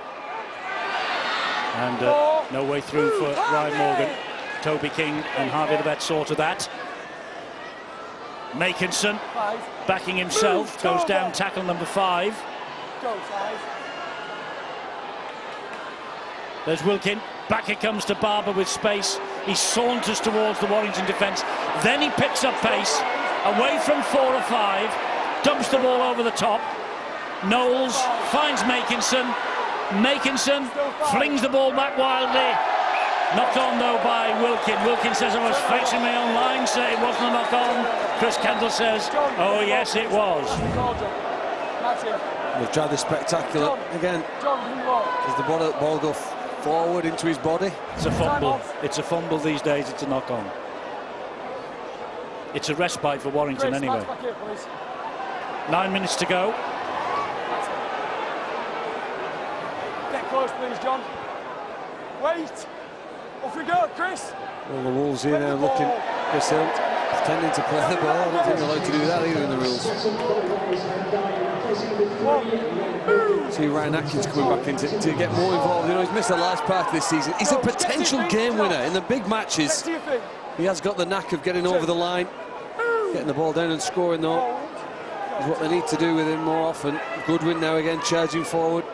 All three, again, we'll go back to that same point. All three centres, King latterly, the man playing the ball, Bryson Goodwin and Ryan Atkins, very physical centres.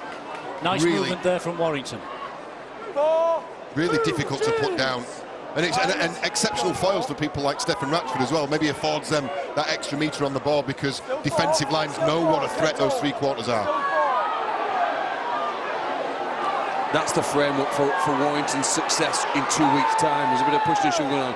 Cooper and Hill offloading the ball, and Darrell Clark with his speed going straight down the middle. Still got an ace to play, the Wolves. Levette with a deep kick. Makinson's underneath it. Makinson was almost through. Important grab of the shorts by Ratchford and finished off by Westwood. Here's Regan Grace.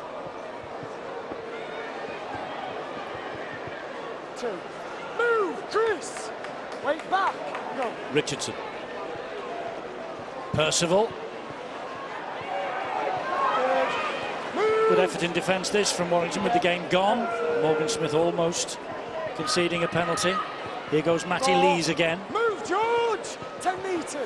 Go, 4. 10 metres inside their own half. Wilkin carts it forward, finds Lomax. Good ball again. Still 4. That was to Bentley, comes on the bounce to Percival. He goes inside a couple, he goes away and then gets the ball back to Theo Farge. Still the fourth tackle. Still the fourth tackle, still the fourth tackle. Morgan Knowles. Now it's tackle number 5. 20 metres out. Down the short side goes Lomax. He finds Ashworth. Ashworth into the in-goal area, and that'll be a 7-tackle restart for Warrington. Well, the Saints know to keep it alive. Theo Farge has looked dangerous in the middle of the field against the bigger gaps and the tired defenders. When they've offloaded the ball, it's been very effective for the Saints. 0. Move, John! It's got a strong squad is what you need, isn't it, to win it? Well, they have remained reasonably fit throughout the course of the year, the Saints. It'll be a record 25th win of the season here for the club in a Super League campaign. Well, they've been a consistent club, haven't they, in the Super League era. If they make it to the grand final, will that be their 11th in 21 years? You know, that's incredible achievement. The best clubs have got the best decision makers on and off the field, and St Helens, from the chairman right down, the coach and all of the players have made excellent decisions over a number of years, and it's put them in a prime position here now with a home game in 2 weeks' time to walk out at Old Trafford and lift the trophy that they haven't done for almost 4 years. And on 4 of the previous 7 times that they have ended top of the tree, they have gone on to win the grand final. 10 of the 20 table toppers have won at Old Trafford in grand final history. So it was important, first of all, to make the league leaders shield their own, which they've done, and then they've got, of course, the home semi-final. And if they get there, the odds, the history books, the omens are with them. Well, certainly under the current system, there's never been a side who's finished outside the top two after the completion of the Super 8s campaign that hasn't contested a grand final. So for either Warrington or Castleford to reach a grand final, that's going to involve a rewriting of the record books before the system is shelved. Indeed. And of course the last two table-topping teams have failed to win on grand final night.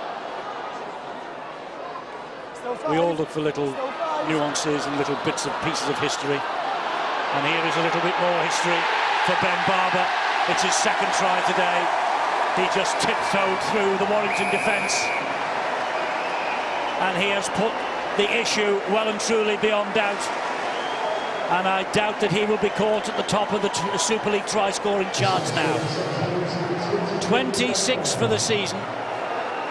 Not as spectacular and as plentiful as Greg Eden last year, but just the same.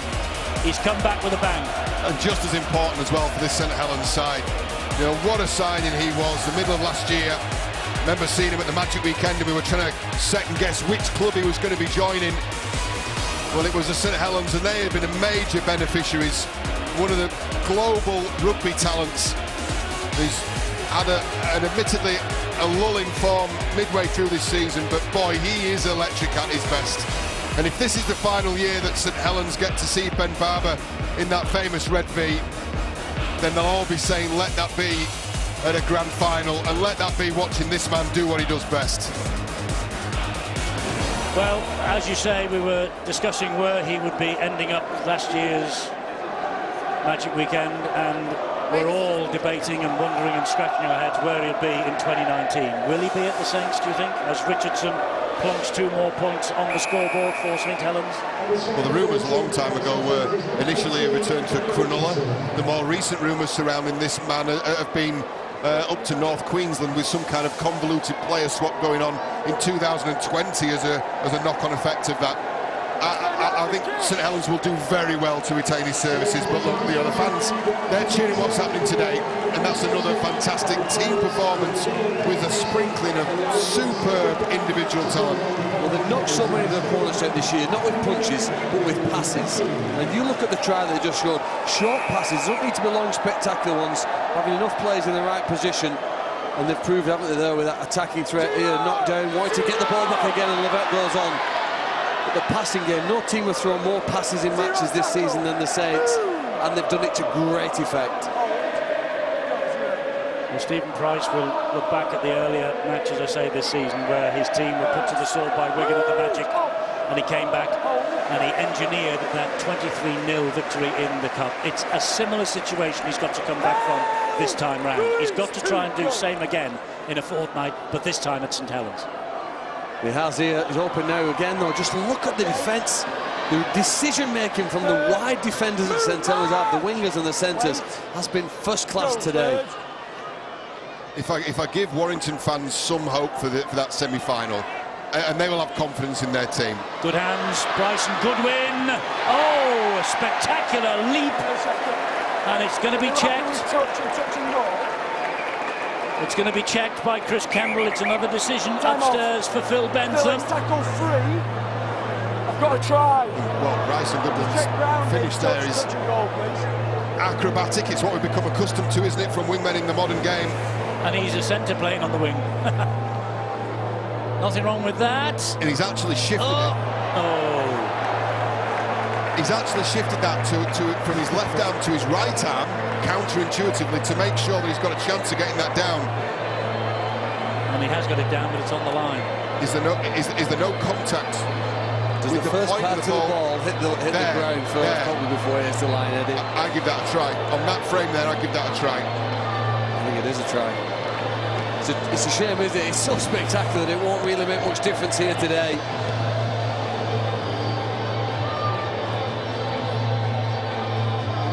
But he goes home with a good memory. Bryson Goodwin. Bryson Goodwin with the try.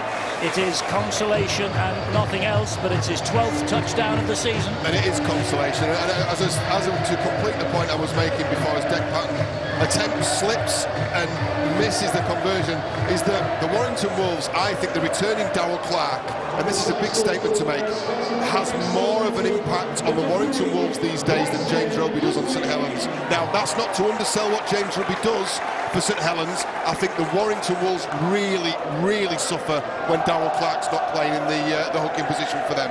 That's a huge call, John. I can hear. I'm not saying one's better than the other. The roars of disapproval from St Helens right now. I'm not judging the players against one another at all. I think James Roby these days has played less of a part. He plays less minutes. He's still a talisman for the team. But I think Darryl Clark missing from the Warrington Wolves is a bigger loss than James Roby missing from St Helens. All Justin Holbrook needs to do now is to cut that out of the commentary and play that to James Roby for the next 11 days and look out in the semi-final. It's been an entertaining game, hasn't it? And it's been a really entertaining game. Changing tacks completely. Yes, it has. It has. And it's a great advert for the semi-final to come. It really is. Isn't it? It's had everything. And we were all driving here to the game today, to the Halliwell Jones Stadium, wondering what was going to be served up for us. Well, I think it's been a high-quality game. There's been plenty of risk taken. There's been the odd skirmish, the odd handbags, a little bit of controversy, but I think more important than anything else, some great displays of skill, both from a team point of view and some individual contributions that will be remembered for weeks. Well, we're in the last 20 seconds of the match. That's a nice little inventive kick over the top.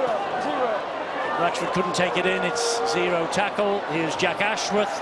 St Helens probably going to end up with the ball in hand at the end of this game.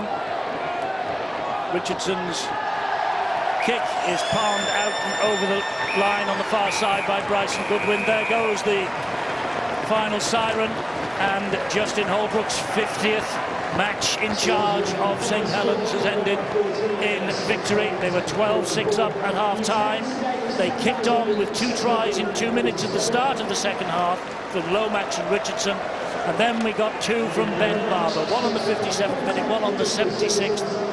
Toby King and Goodwin added tries for the Warrington Wolves, but it was purely consolation at the end, and St Helens have struck the first blow in the psychological battle that will lead us up to the semi-final on Thursday week. The Saints have won by 34 points to 14. Ben Barber's 2 tries, but there have been some spectacular scores that we have enjoyed here at the Halliwell Jones Stadium this afternoon. Yeah, you're certainly right. Even as far back as Kevin Brown's individual effort, albeit in defeat for the Warrington Wolves in that first half. Regan Grace just before the stroke at half-time, some superb handling from Lomax to Percival to Grace to save Jack Ashworth's blushes just before that half-time. And then again, 2 really individual efforts from Ben Barber, but it's more about the team. It's the way they set up, it's the lines they run, it's the timing of the pass, the communication, the telepathy between players at times. You know, it's exceptional stuff, top draw stuff. Top draw stuff indeed. And St Helens have now won 48 of 63 against Warrington over the past 23 seasons in the Super League. Warrington have only got 14 wins, but they need a win in a fortnight. Well, we're going to say farewell to our viewers on the main event channel now, because coming next, it's Queen's Park Rangers against Norwich City from the EFL Championship. That's on the way next on main event.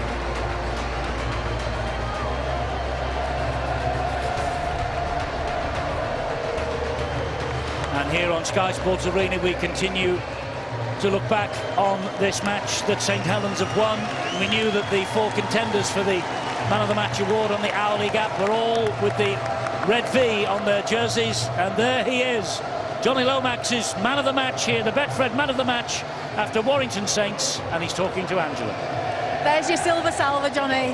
What a game, what a great performance as well, team performance from St Helens tonight. Oh yeah, definitely, you know, I think we needed a team performance, you know, when we went down to 11 men, and obviously Warrington went to 12 men. It was taxing on the lungs, and you know, the lads kept turning up for each other and having that energy, and you know, largely games are decided on that. That was a special try you scored as well. Fantastic pass from Percival as well. Oh yeah, you know, I think I passed it to Benny, and then him and Percy, bit of magic, and obviously Percy's flick, you know, he's got that ability, he just does things, and I don't think he always knows what he's doing, but God, he can play, so it's great. He must have known what he was going to do. He must practice that, because you're in right place, right time. Oh, that's what I mean, kind of. You just got to follow him, because you never know when he's going to produce the ball for you, and you know, thankfully for me he did, and I popped over for a 2-yard try, so it was lovely. You mentioned a little bit about the sin binnings, a bit of a fisticuffs going on there. You could tell there was a lot of passion in this game.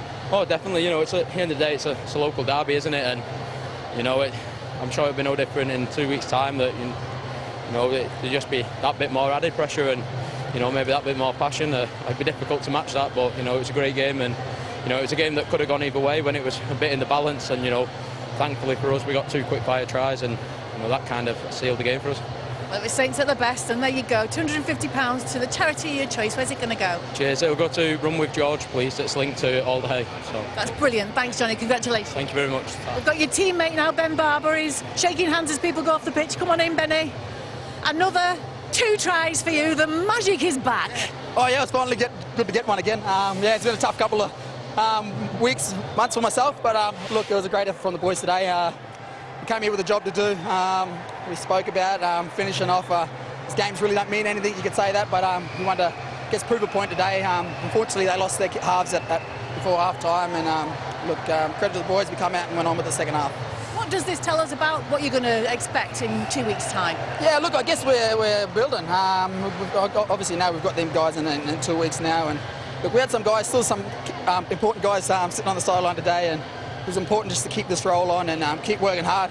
I think I credited the young boys last week. I think they did a wonderful job, them young kids that come in and they're playing their 2nd or 3rd game for the year and doing a job. So it shows the spirit we have in this squad, and I think a lot of people have been writing us off these last couple of weeks with the losses we've had, but we know what's going on inside the walls in our sheds, and yeah, we'll just keep carrying on. Joy to watch as well. You must have been a joy to play in. Yeah, it is. These games are always wonderful, especially playing away against a good side like Warrington. We knew that scuffle in the first half was going to be a tough old battle, but yeah, credit to the boys that we kicked on in the second half. Great to see you back at your best. Nice, Thanks, Ben. thank you. Cheers. Got Justin Holbrook now. Justin, a great win then, but what does it tell us about what you're going to expect next week? It's in 2 weeks' time in the semi-final. You can't really take anything for granted, even after a great performance like that. No, absolutely. I said before the game, it didn't matter who won today. You know, in 2 weeks' time, it won't count. You know, so look, just happy the boys played so well today. You know, we've played some really good, attractive play and attack, and but look, they rested their halves in the second half, so they'll be a different team. I understand that, but you know, you can only play what's in front of you, and I thought we did a good job of that tonight. After a little kind of dip a few weeks ago, you feel like you got your mojo back now. You're clicking again. Yeah, even a few weeks ago it was okay. You know, you're not going to play your best every single week for 30,000 games we play here, so. Yeah, we're going to go through some stages, but you know, we're okay where we're at. We're obviously played well today, but we've got another game, and then we'll meet a much more you know, determined and clinical Warrington in 2 weeks, and I'm well aware of that. So great to win today, but yeah, it'll be a different game in 2 weeks, and one we've got to be ready for. There's an awful lot of people of experience on the bench, or sorry, I should even say in the stands not playing. You've got a lot to say about the youngsters out there and the future for St Helens here. Yeah, definitely. You know, they did a great job again tonight and played a lot more minutes than they're used to, and it was a good chance for me to leave them out there longer, like Jack Ashworth and Matty Lees, to play such big minutes, and James Bentley again. So yeah, really good for those players to get this experience. They'll be sore tomorrow, because even though, you know, I said Warrington rested some players, it was still as tough as you could ask. So really happy for them. Great to watch as well. Thanks for your time, Justin. Thanks. We've got Steve Price, I think. Steve, if you'd just like to come in and have a couple of words at the end of that game.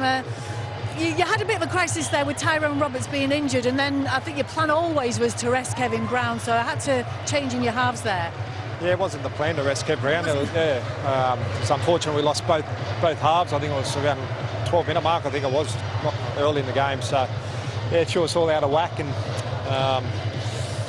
yeah, not much to say after that, was it?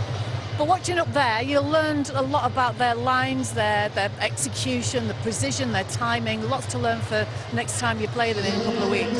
Yeah, we've got to be in 2 weeks' time, and saying that, there's a lot of things we still need to be better at, and you know, I'm not so happy with certain aspects of the game, but yeah, we fought to the death, and a lot of personnel playing in different positions, and one play on the interchange left us a little bit tight at the end there. And that execution on the line as well, and you've got a chance in getting through that defence. You've got to really try and find a way of breaching that Saints defence, because they were hot tonight. Yeah, you know, they're a good football team, St Helens. They're, you know, the league leaders for a reason. yeah, so we've got a bit of work to do, and we'll get a few players back over the, within the next 2 weeks, and we'll give it a red-hot crack then. Cheers, Steve. Thank you. Cheers. Yeah, a bit of work for Steve Price and the Warrington Wolves. Next up for them is Wakefield before that semi-final against Justin Holbrook's St Helens side. Holbrook, for the third time in 2018, has coached his St Helens side to success over the Warrington Wolves. Right, confirmation of the final scoreboard. A 20-point win for the visitors, St Helens. Just 6 points in it at half-time. We asked at half-time what the Warrington Wolves would have in response in the second 40 minutes. It was Phil Clark. A second half dominated by St Helens. We'll have a look at the stats now. 4 handling errors for the Warrington Wolves, just 1 in the first half, 7 in total for St Helens. Percentages of possession in favour of the Warrington Wolves, and completion rates level for both the sides. Meters, not much in it apart from that statistically, Phil. But missed tackles was a significant one. Twice as many by the Warrington side on our stats. And don't forget, Warrington have had more sets of possession. They've had the ball for longer. Ironically, it was a tackle made that kept the scoreline within reach of the Warrington Wolves very early in the second half, and it was a Josh Charnley effort on a Danny Richardson break. I mean, this is a great break here from Danny Richardson. Probably disappointed that none of his teammates managed to get alongside him, but he backs himself. He's backed himself with no lack of confidence this season. That acceleration away from Patton was significant. Then he thought maybe he could get to the corner, but Charnley does enough, and then once he stepped, there's no chance for it. It was a fast start, fast 10 minutes from the half-time break, and then eventually that pace was converted in some points. A brilliant try from St Helens at their very best. 6 passes eventually, with a backhanded one on the inside to Lomax, and then in a 7-minute period they put 16 points on the scoreboard. Back-to-back tries, attacking from their own half. Their vision and recognition of space, perhaps superior to other sides in this league, and then they have the speed to convert that recognition into another 6 points. Richardson scoring again. Then from the back of that, Ben Barber with his confidence building again now as we get to that big playoff game.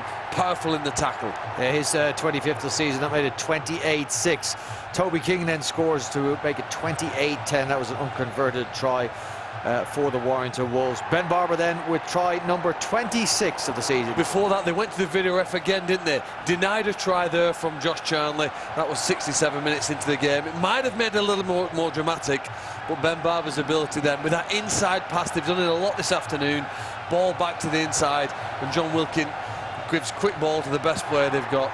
They did go to the video ref again at the end. And Bryson Goodwin then at the very end, yeah, video referee giving the try to Bryson Goodwin. You boys called it, yeah. Spectacular effort, wasn't it? I mean, it'll make the highlights reel for the end of the season. He just about puts the ball in the in-goal area before it hits that touching goal line, which would have denied it. But a great thing, maybe something they can build at the end. I thought what was the big difference for me, between the 14th and the 21st minute, St Helens had to defend the line. They were in their own zone for some minute and had 11 players and kept the Warrington side out for so long and did it so successfully. The defence was the most impressive aspect for me today. If you're a Warrington Wolves fan leaving the Halliwell Jones Stadium after this defeat, indeed if you're Steve Price, if you're amongst the Warrington, if you're involved with the Warrington club, you've got to find reasons for this defeat. You'll certainly point out the loss of Tyrone Roberts after 12 minutes after that incident with Matty Lees. You point to the injury to Kevin Brown and say we had different halves in Patton and Levette. You'll use that as mitigation. Does that wash in your book? Well, I do think that the ace card that they can play is Darrell Clark, who's a fantastic player and can change a game. With him on the field, inside and alongside Cooper and Hill, they're a completely different team. So that's the only difference. That's their best. I think that's their best chance. I know that's a different answer. That's a different answer. What's the reasons for the capitulation today against St Helens? Is it just the change of the halves? No, I don't think it is. I think St Helens are a better side. I said about 7 or 8 weeks ago I thought Hull would make the top 4 and Warrington not. I don't think Warrington are that great a side. And yet, having said that, they almost won at St Helens back in July. A brilliant game, which the Saints won in the very last second. So they're not that far from it. But at their very best, if these two sides played to the full ability, St Helens win for me. Back-to-back. Warrington need to find a way of preventing St Helens from playing to their full ability, which some teams have done this season when they've contained Ben Barber. That's back-to-back losses now for the Warrington Wolves in the Super 8s. They go to Wakefield next week before taking on St Helens in the semi-final. I want to ask you about the build-up to the semi-final now, because as broadcasters, we could not possibly have asked for a better build-up than a game that had plenty of incidents in it, plenty of tries, plenty of bite in a match that was ostensibly meant to mean nothing to either side. Well, I think what makes rugby league so good is that combination of aggression and skill, and we've seen that in this game here. For St Helens to win the grand final, they need to get that balance right, and Warrington need to find a way of going to St Helens and unsettling the home side, doing something which isn't easy to beat the best team. They're going to have to find that right mix to annoy and irritate and maybe prevent the firepower that Saints have shown here today in the centre of the field, doing it with a very aggressive approach, but one that's controlled. We saw plenty of passion and plenty of skill and plenty of endeavour on show, and that was...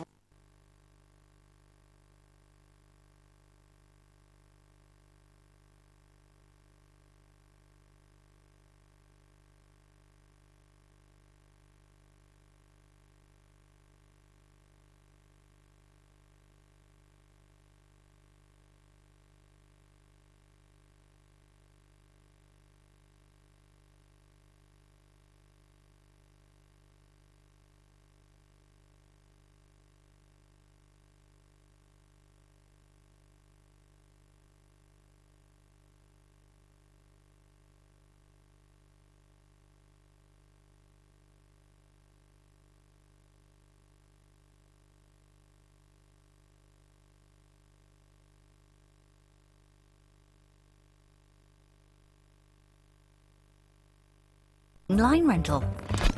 And there's no activation fee for existing Sky TV customers. Plus, it's super fast, super reliable, and will never slow you down. So get super fast broadband for just £25 a month with no activation fee, exclusively for existing Sky TV customers. Search Sky Broadband. Pre-order Disney Pixar's Incredibles 2 in Sky Store. Quitting isn't easy, but Nicorette Quick Mist can help you finally quit for good. So you're not stopping, you're starting. Starting the new. Nicorette Quick Mist starts to relieve cravings in 30 seconds. Now in great tasting cool berry flavour. Nicorette, do something incredible. Human beings are programmed to fear the unknown. It's a primal instinct. As a Marine, you have to face the unknown. Ride into it head first. You can be more than you ever thought possible. All a Royal Marine does is change what they think is possible. Dine for $9.99 from Domino's. Any size pizza for only $9.99 each when you buy 2 or more. Domino's, the official food of everything. Guys! Guys! This is a big moment for you. Is everybody ready? When does all this begin? My question exactly. Coming November 2018. Netflix on Sky Q. Holy mackerel. This is like the missing link. Watch your favourite Sky and Netflix shows all in one place. I'm beyond excited. It is.